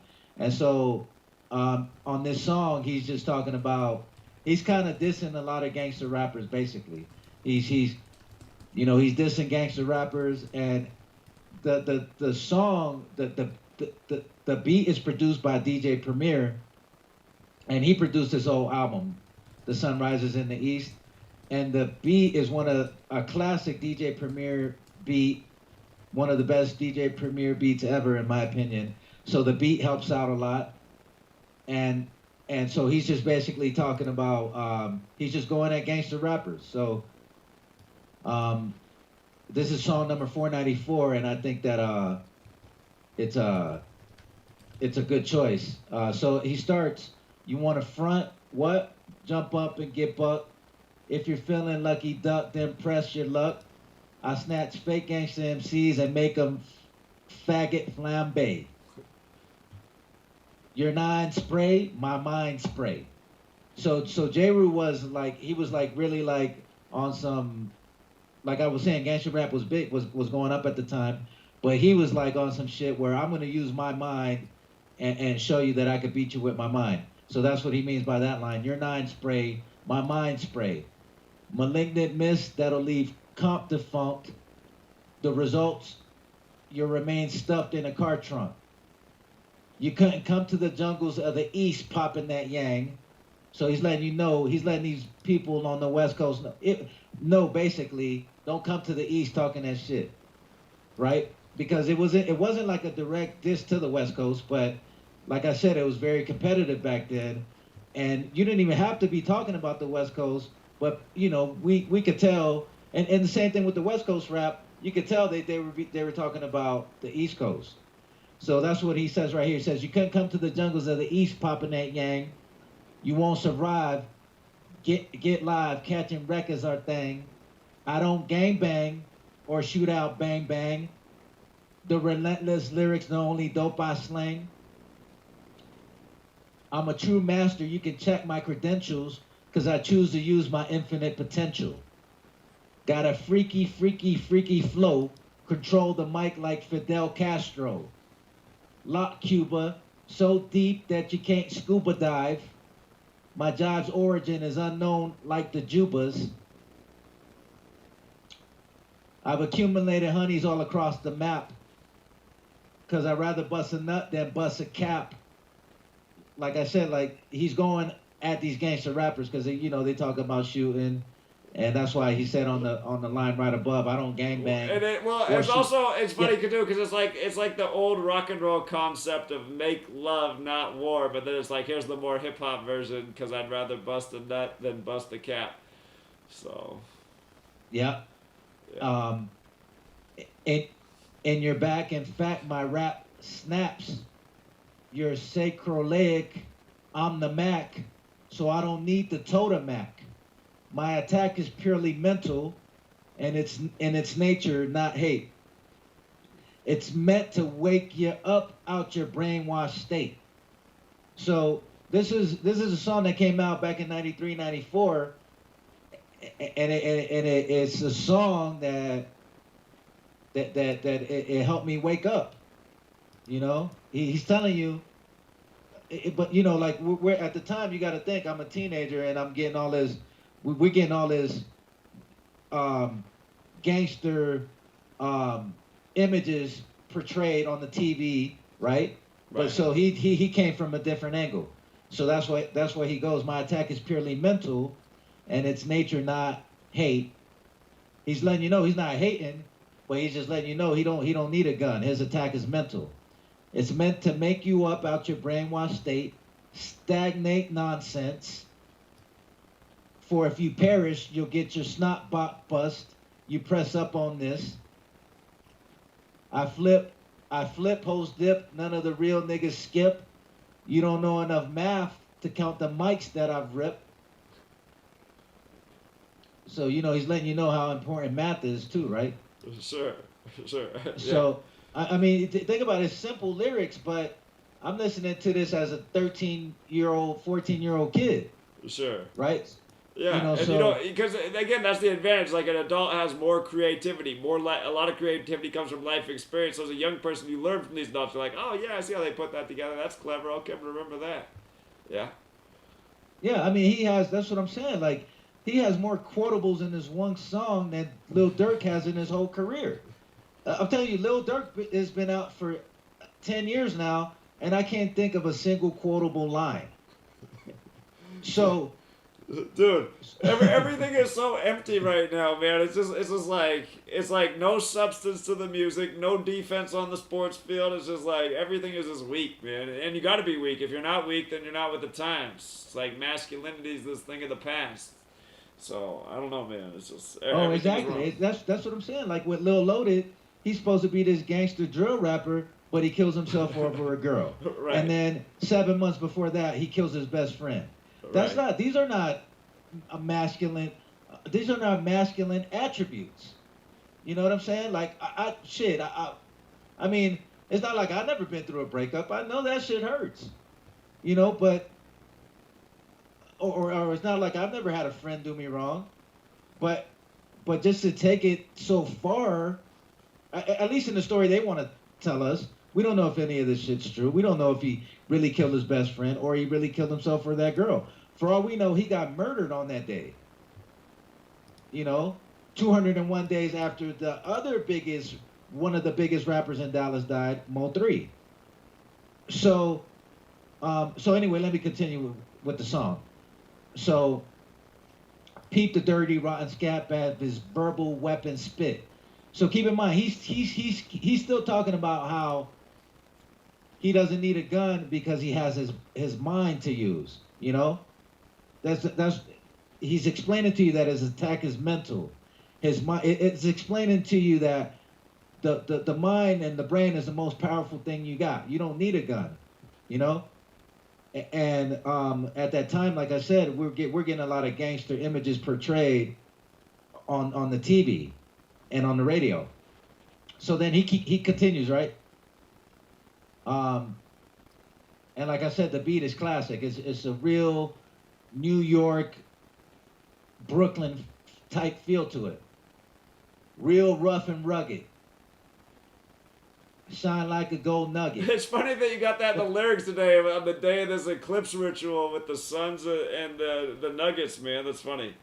That's funny. Right. On the day, and then remember, and then the day of the eclipse, and the name of the album's called "The Sun Rises in the East." Yeah, it's funny. And he's from Brooklyn, and the Suns could play the Nets in the finals. Oh yeah, that's a good one. That's a good one. Okay. You know, the album's called "The Sun Rises in the East." So yeah, like you said, gold nugget. So this is what it was about back then. It was about being real, rugged. Now Lil Nas X, people, Tyler the Creator. You know, these are the people that get to shine now. So every time I pick up the microphone, I drug it. Unplug it on chumps with the gangster babble. Leave your nines at home and bring your skills to the battle. So he's calling them out, right? Mm-hmm. Yeah. You're rattling on and ain't saying nothing. That's why you got snuffed when you bumped heads with Dirty Rotten. So he used to call himself Dirty Rotten. And I'm sure this is directed at somebody. Do you know who that is? No. But it's definitely dedicated. I can tell you that it's definitely dedicated. I think it was just, to me, if you want it, in my opinion, it was dedicated to the whole West Coast, because the West Coast, and not everybody was rapping gangster rap from the West Coast, but a lot of it was in that vein, and I think that he was just going after West Coast. I don't think he was talking about anybody specifically. Okay. So, have you forgotten? He might be talking to somebody specifically though, right? But I don't think so. Have you forgotten? I'll tap your jaw. I also kick like Kung Flu Flicks by Run Run Shaw. Made frauds bleed every time I G'd. Cause I perfected my drunken style like Sam Snead. Pseudo cycles, I play like Michael Jackson. When I'm busting ass and breaking backs. Inhale the putrefied aroma. Breathe too deep and you'll wind up in a coma. Toast the king, I'm hard like a fifth of vodka. And I bring your click cause I'm a hard rock knocker. I got you out on a limb about to push you off the plank. Let you draw your crones, but your burner shot blanks. When the East is in the house, you should come equipped. So then the hook comes in again, right? And keep in mind, this ain't like a 2 or 3 minute song like nowadays. Here's the third verse and the final verse. Fly like a jet, sting like a hornet. Knuckleheads get live and set it off if you want it. Dirty rotten scoundrels is crushing fools, no joke. With styles more fatal than secondhand smoke. Don't provoke the wrath of this rhyme inventor, cause I blow up spots like the World Trade Center. keep in mind that the World Trade Center had just blew up Yeah. Right before this. Yeah. 93 World Trade Center bombing. Yeah. So a lot of rappers used to say that in their rhymes. Yeah. Yeah. So, come with the Super Trooper on his assault mission. The text technique, cause he's a technician. Wishing he'll go away won't help the weapon stop.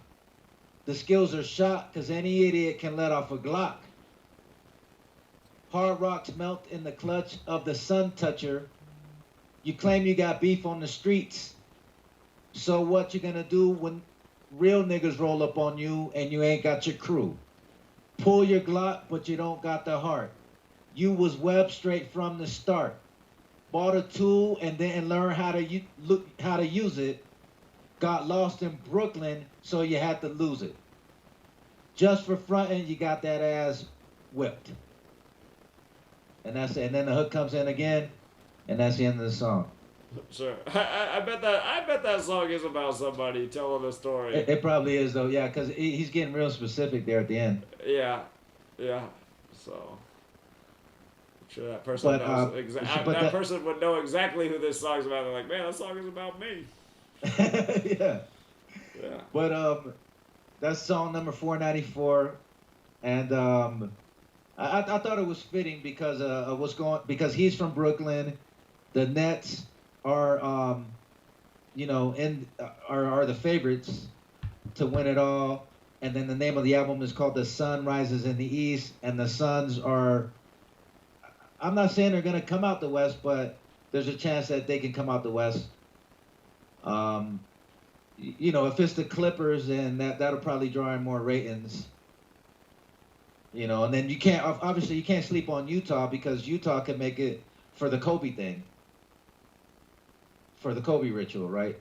So yeah, now that LeBron's out and trying to knock down the narrative, the thing with Brooklyn and Phoenix could make sense, but with the whole Kobe thing, I just remember if they're doing something just like this, very Kobe specific, because again, this is the 75th NBA season and Kobe's 75. He's from Philly, and he played his last game against Utah. And remember that last game, it was synced up with the death of Moses Malone, who was drafted out of high school like Kobe by the Utah Stars and played a lot of his career in Philly. And he died 213 days before Kobe's last game. And LA's the 213 area code. I mean, right out the NBA Finals is 213. And the other year when LeBron was in Cleveland, it was his 213th playoff game on the 213th day of the year, or it was game one of the NBA Finals, June 1st. And supposedly that day in the 213 area code, where his home in LA was before he was a Laker, they spray painted the N-word.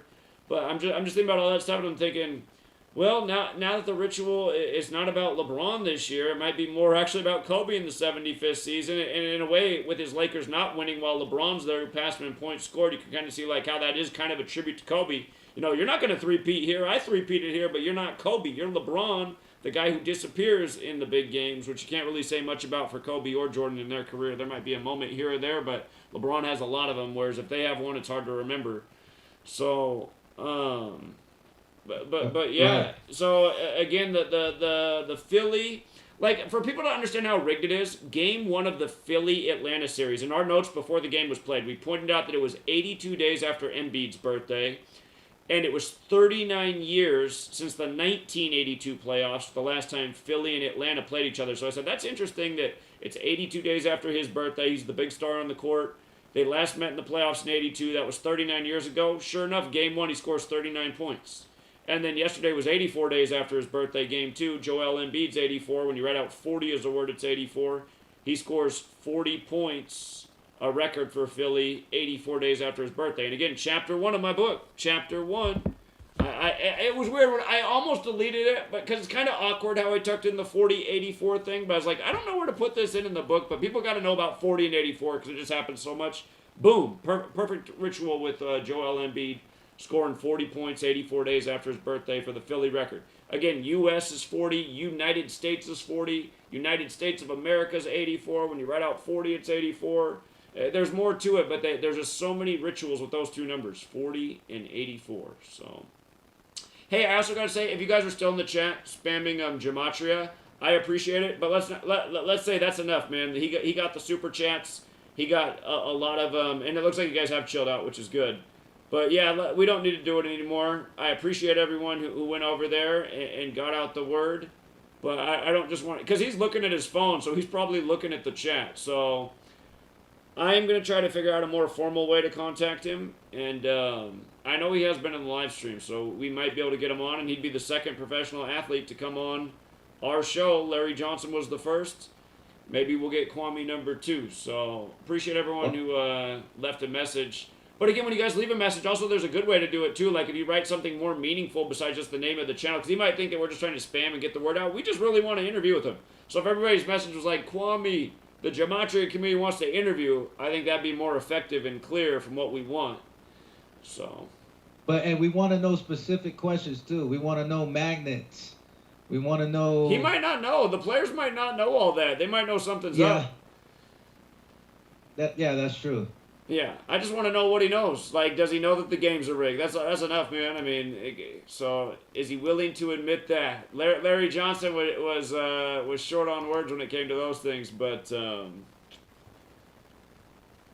again, we're trying to see, man. Who is anyone really going to spill the beans? I know these games are rigged. I don't care if he comes on and pretends like it's not rigged. I'll just know what's up then. I'll be like, okay, he's only going to talk about so much. I know these games are rigged beyond a shadow of a doubt. I think you have to be retarded to not know, but. I just want to hear it out of the mouth of a former professional athlete. I just want them to come out and just admit it clean. They are rigged. So. I mean, how could he argue that they're not rigged? I mean, if he tried to argue that it was not rigged, he would lose that argument. Right. So anyway, so let me give you something else real quick.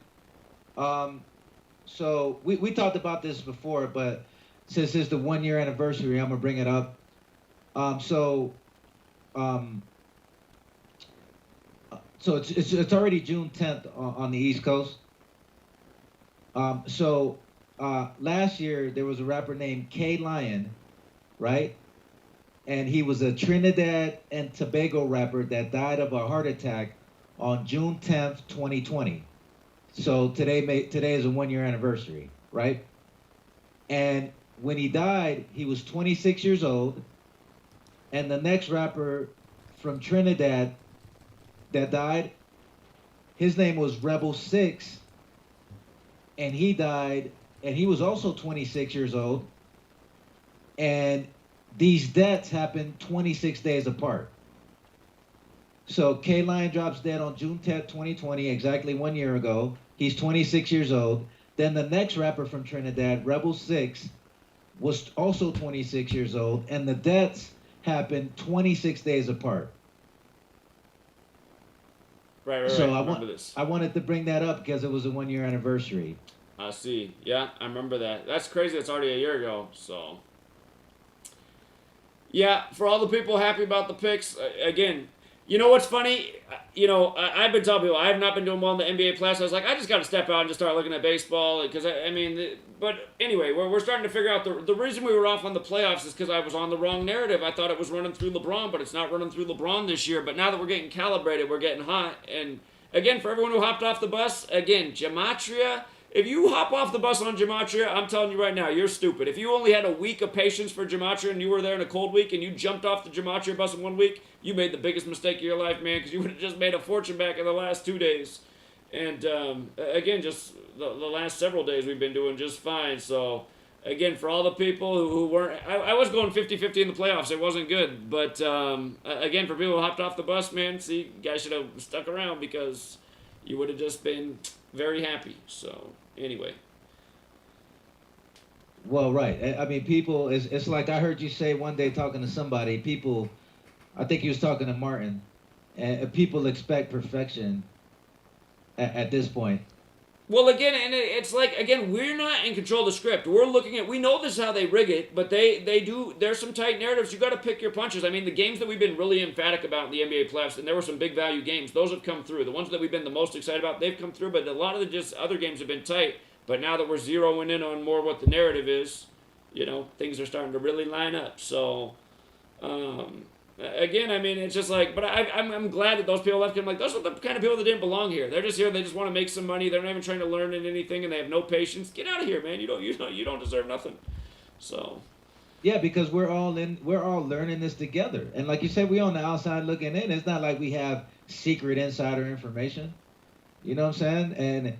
And but one thing that I noticed that is that we keyed in on the number 56, and Phoenix Suns is the team connected to 56, right? Is the only team, right?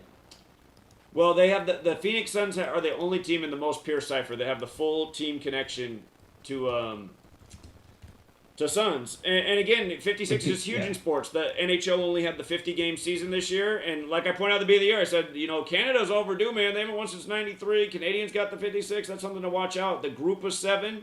I know the whole hockey community that decodes like Toronto, and I didn't decode any hockey this year, but I did point out the 56 thing. And I think people shouldn't have slept on that so much because the Canadians are going full board right now. We'll see what happens. But, again, just 56 is everywhere in sports. The other team in the NBA is just the Bucks with the simple. They got the 56, but the Nets also got it through the Barclays Center. But we'll see if that's what it ends up being about. If it ends up just being about Kobe, it could be something outside of that. My assumption that was... Well, again, we thought the Suns were going to play the Lakers in the Western Conference Finals because they're 56 connection and the finals start on 56 date numerology. So, again, we'll figure it out. But this is the year where clearly the playoffs are the least through LeBron, except for 2 years ago where we expected him to miss. But, man, I'm still surprised in a way that LeBron's not going for that 5-6-6-6 ritual in these seasons. But he'll be around for a while, so we'll see. Yeah, they didn't want to give LeBron. They didn't want to give LeBron that three-peat because. But another thing I noticed is that you just talked about 7, right? And remember the Lakers were a 7th seed, and they became the 7th team to lose in the first round after winning the finals in NBA history. That was the stat they put out once they lost. It's like, you got to be kidding me, man. Yeah, 7th, right, 7th team to lose in the first round, right? Right. But check this out, right? We know it's all about 7. Nick Saban won his 7th. Brady won his 7th. Bob Baffert won his 7th, even though it was taken away. And the Lakers. I don't think the they've 7th officially seed. taken it away yet. It hasn't quite happened yet, but that'll be a ritual. Oh, okay. Yeah. Okay, but did you see this one? This happened on June 7th. Simone Biles wins record 7th National Women's All-Around title in gymnastics. Somebody was saying she was wearing some goat thing the other day too. So. Yeah, she just won her 7th National Women's All-Around title. Yeah, in the year of 7s. You know who's not going to pick up the 7 is Boston in the Stanley Cup. They had a chance at their 7th Stanley Cup, but they stay stuck on 6. I think that's a Brady joke right there, man. Boston not getting 6 without Brady, or getting 7 without Brady. Yep, exactly, yeah. Mm-hmm. Yeah, because and it's the same thing with the Patriots. Like, their run is over because I don't see Belichick getting 7. You know what I mean? I think it was more about Brady than Belichick. Did you know Simone Biles had a goat made out of rhinestones in her gymnastics uniform as she won her 7th? Oh, wow, I didn't notice that. I just looked this up, man. Yeah, I just searched Simone Biles goat. It comes up. Oh, see, yeah, I'm looking at your screen. Yeah. Wow. Mockery, man. Just mockery. So. The GOAT. Wow. That reminds me of that Rilo Rodriguez album, GOAT in Human Form. And it came out 73 days before Brady won the Super Bowl. Yeah. So, yeah, that is funny, man. That is, I mean. Wow, that's great. She's the GOAT. Yeah, they're not joking, so. Something else. All right, man. Anything else tonight? Oh, no, that was it. All right, well, we can leave it there. But appreciate the contribution as always. And you have a good night, man. Yeah, you're welcome. All right. Thank you. Yeah, take care, Jonathan. Peace. See you, man. All right, you guys. So that is the end of the live stream. Appreciate everyone who tuned in. Went a little bit extra tonight. And just to review, just to show you how fun it is with the eclipse stuff today. Again, just it being about the sun and the eclipse. Of course, the Suns win versus the Nuggets, the only game in the playoffs today. And again, gold represents the sun and alchemy. So you got these two teams with the sun symbolism just hours before the eclipse. And, Chris Paul, the man born on May 6, 5'6", playing on the Pier 56 team. Hold on. Leo from Truth Over Fear is calling in. He's got something. What's up, Leo? Hey, what's up, Zach? Yeah, how you doing, man? Just real quick. Good, how you doing? Doing all right. Just real quick, I wanted to see if you get a chance, watch the video that I just posted. Okay. It's basically about just the frustration that the bastards don't get it or whatever, but moreover, it's more about, you were talking about it earlier, the truth community coming together and figuring out something, coming together to devise a plan or see what we're going to do. It's on the channel right now. If you could take a look at it real quick. Is it about 16 minutes long? 16-minute video? Yeah, that's the one. Perfect. But basically just, what we talked about as well, like trying to set it up in Vegas. Trying to set up like an event for truth seekers, Gematria and all that. And then I'm going to set up a GoFundMe page. Maybe we can get people to fund it so we can all get out there, be there at the same time. Yeah. Come up with some type of plan. Okay. Yeah, so I just wanted to throw that out there real quick. I appreciate you for putting it out there or whatever right now. Absolutely. Yeah, you guys support Leo's channel. He's already been censored a bunch. And check out his video. Just another person in the community. Him and Big Alf linked up. They've been pounding pavement with the megaphone. More people need to do these kind of things. So support Leo. If you're in the Tucson area, that's Leo's somewhere around there. And yeah, absolutely. And me and Big Al are going to be doing a live stream tomorrow. We're going to KGUN 9 News. We're trying to get out, talk to see if we can talk to some people out there, question them and stuff. So look out for that live stream as well. Okay, looking forward to it. I appreciate it, man. Awesome, Zach. I appreciate you, man. Yeah. All right. Have a good night. Thanks. All right. See you. All right, you too. Thanks. Bye. Okay. Yeah. So Leo's channel, he's doing great work, and yeah. Here, let me see if Garrett Cole's stats have been updated. I just want you to see this. So the Rangers, today their starting pitcher, he had the possibility of becoming 5-0. San Francisco's 50. It was 229 days after his birthday, the 50th prime. He didn't actually pick up the win, but his team got the win, and we document that so much in baseball. If a pitcher has a great riddle, his team usually wins even if he doesn't get the win. So the Rangers beat the Giants. Athletics get their 37th win over the D-backs on a Wednesday where 37 plays a lot. Shooting Thursday, we were talking about the shootings. 37, this number on Wednesdays. The Padres stay on 37 wins on a Wednesday versus Chicago. Chicago's 37. Yu Darvish fell to 6-2 for his career. He fell to 6-2 against the Cubs for his career, and he used to pitch for the Cubs. Chicago Cubs 62. The Phillies, the Braves manager today got his 347th career loss, the 69th prime on 6-9, eclipses 69. Dodgers, we thought the Dodgers would win yesterday and today to get the Pirates their 37th loss on a Wednesday because Wednesday's 37 like Los Angeles. We love the Mets in a big way today. Mets gave the Orioles their 39th loss. Orioles is 39, New York 39. And that's the best thing in sports. Yes, there are 4 base ciphers, but where it's the best is when it's on the left side, especially in this dark blue cipher. Orioles 39, New York 39. Everything in New York's 39. Again, the Corey Kluber no-hitter recently by the Yankees 39 days after his birthday. The Belmont Stakes 39, always 39 at the Belmont Stakes. Race 9, post 3, 3-9. That horse won this past weekend. Same stuff year after year at the Belmont Stakes. That horse paid quite a bit. That was one of the better horses to bet on throughout the day in terms of payouts. and a big 39 ritual. And again, a lot of this stuff surface level. I think this is how the in crowd stays on top. They know what horse to bet on, you know, what the annual ongoing joke is. Rockies stayed on 37 losses today on the 37 wins day.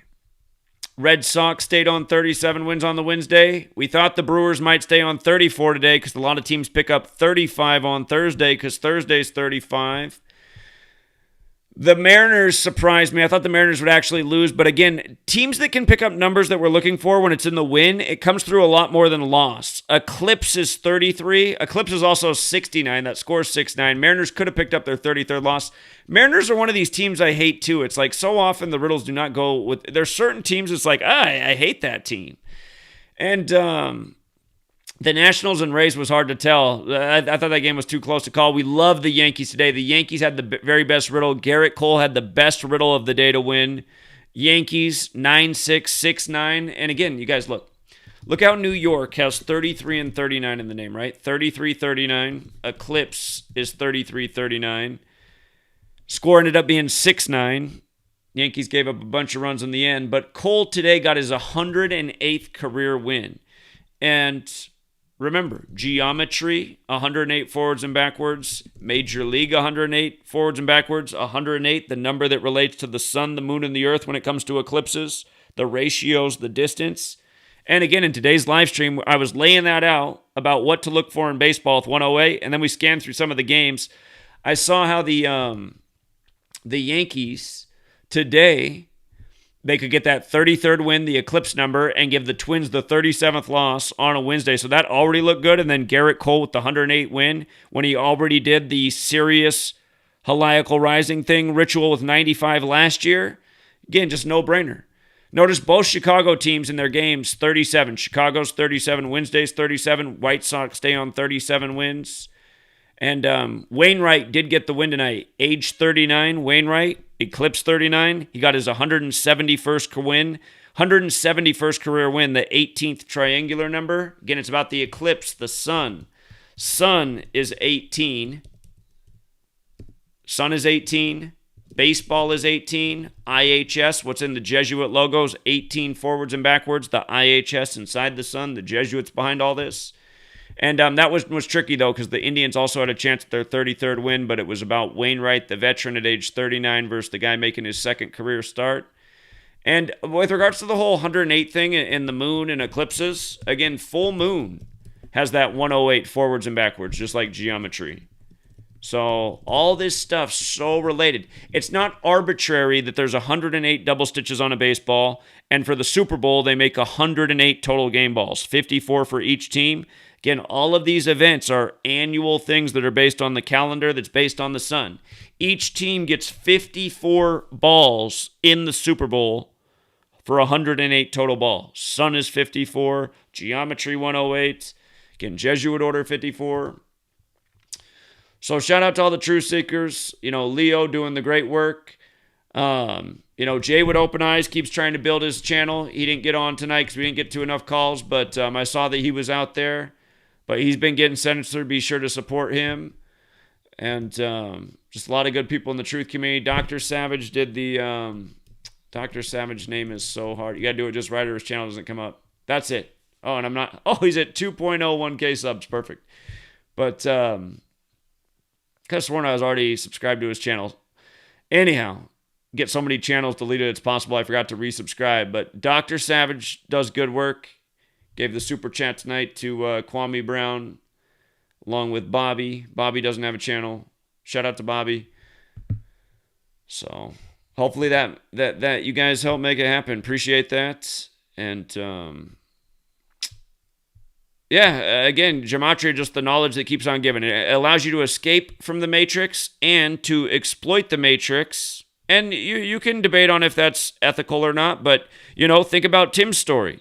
Tim took advantage of this knowledge, just made enough money off March Madness and the horse races that he doesn't have to do his crab fishing boat job in Alaska, and he gets to spend more time with his family.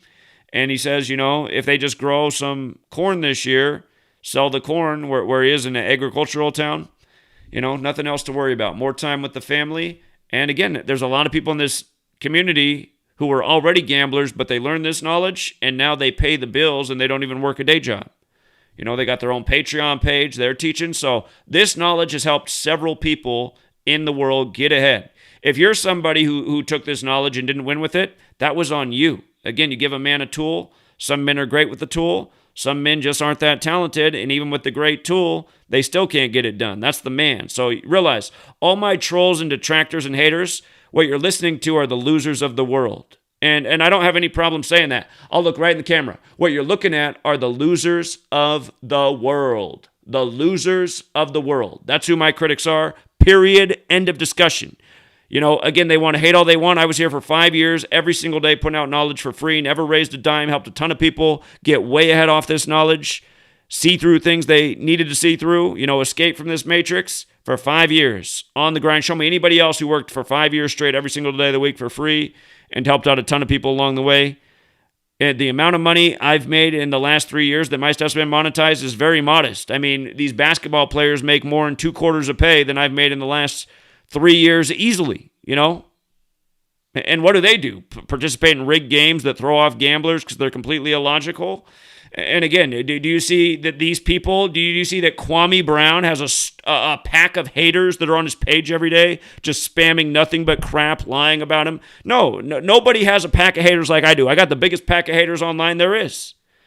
You know, show me anybody else who has a pack of trolls that hound them 24/7, 365, even find out how to troll the mom. I mean, my trolls even troll my mom, and part of that's my mom's fault for giving out information, but again, that's how bad my trolls are. They even go after my own mom. So, and I'm sure if my dad had any online social presence, they'd go after him, but he doesn't. You know, he doesn't really go online. So,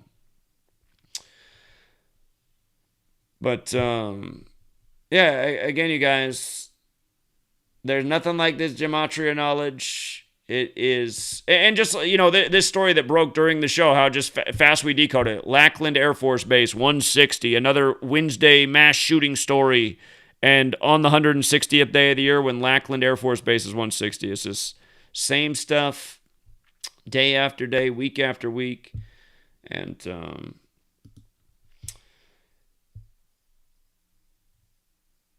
yeah, we'll leave it there for now. Till next time, Truth Seeker.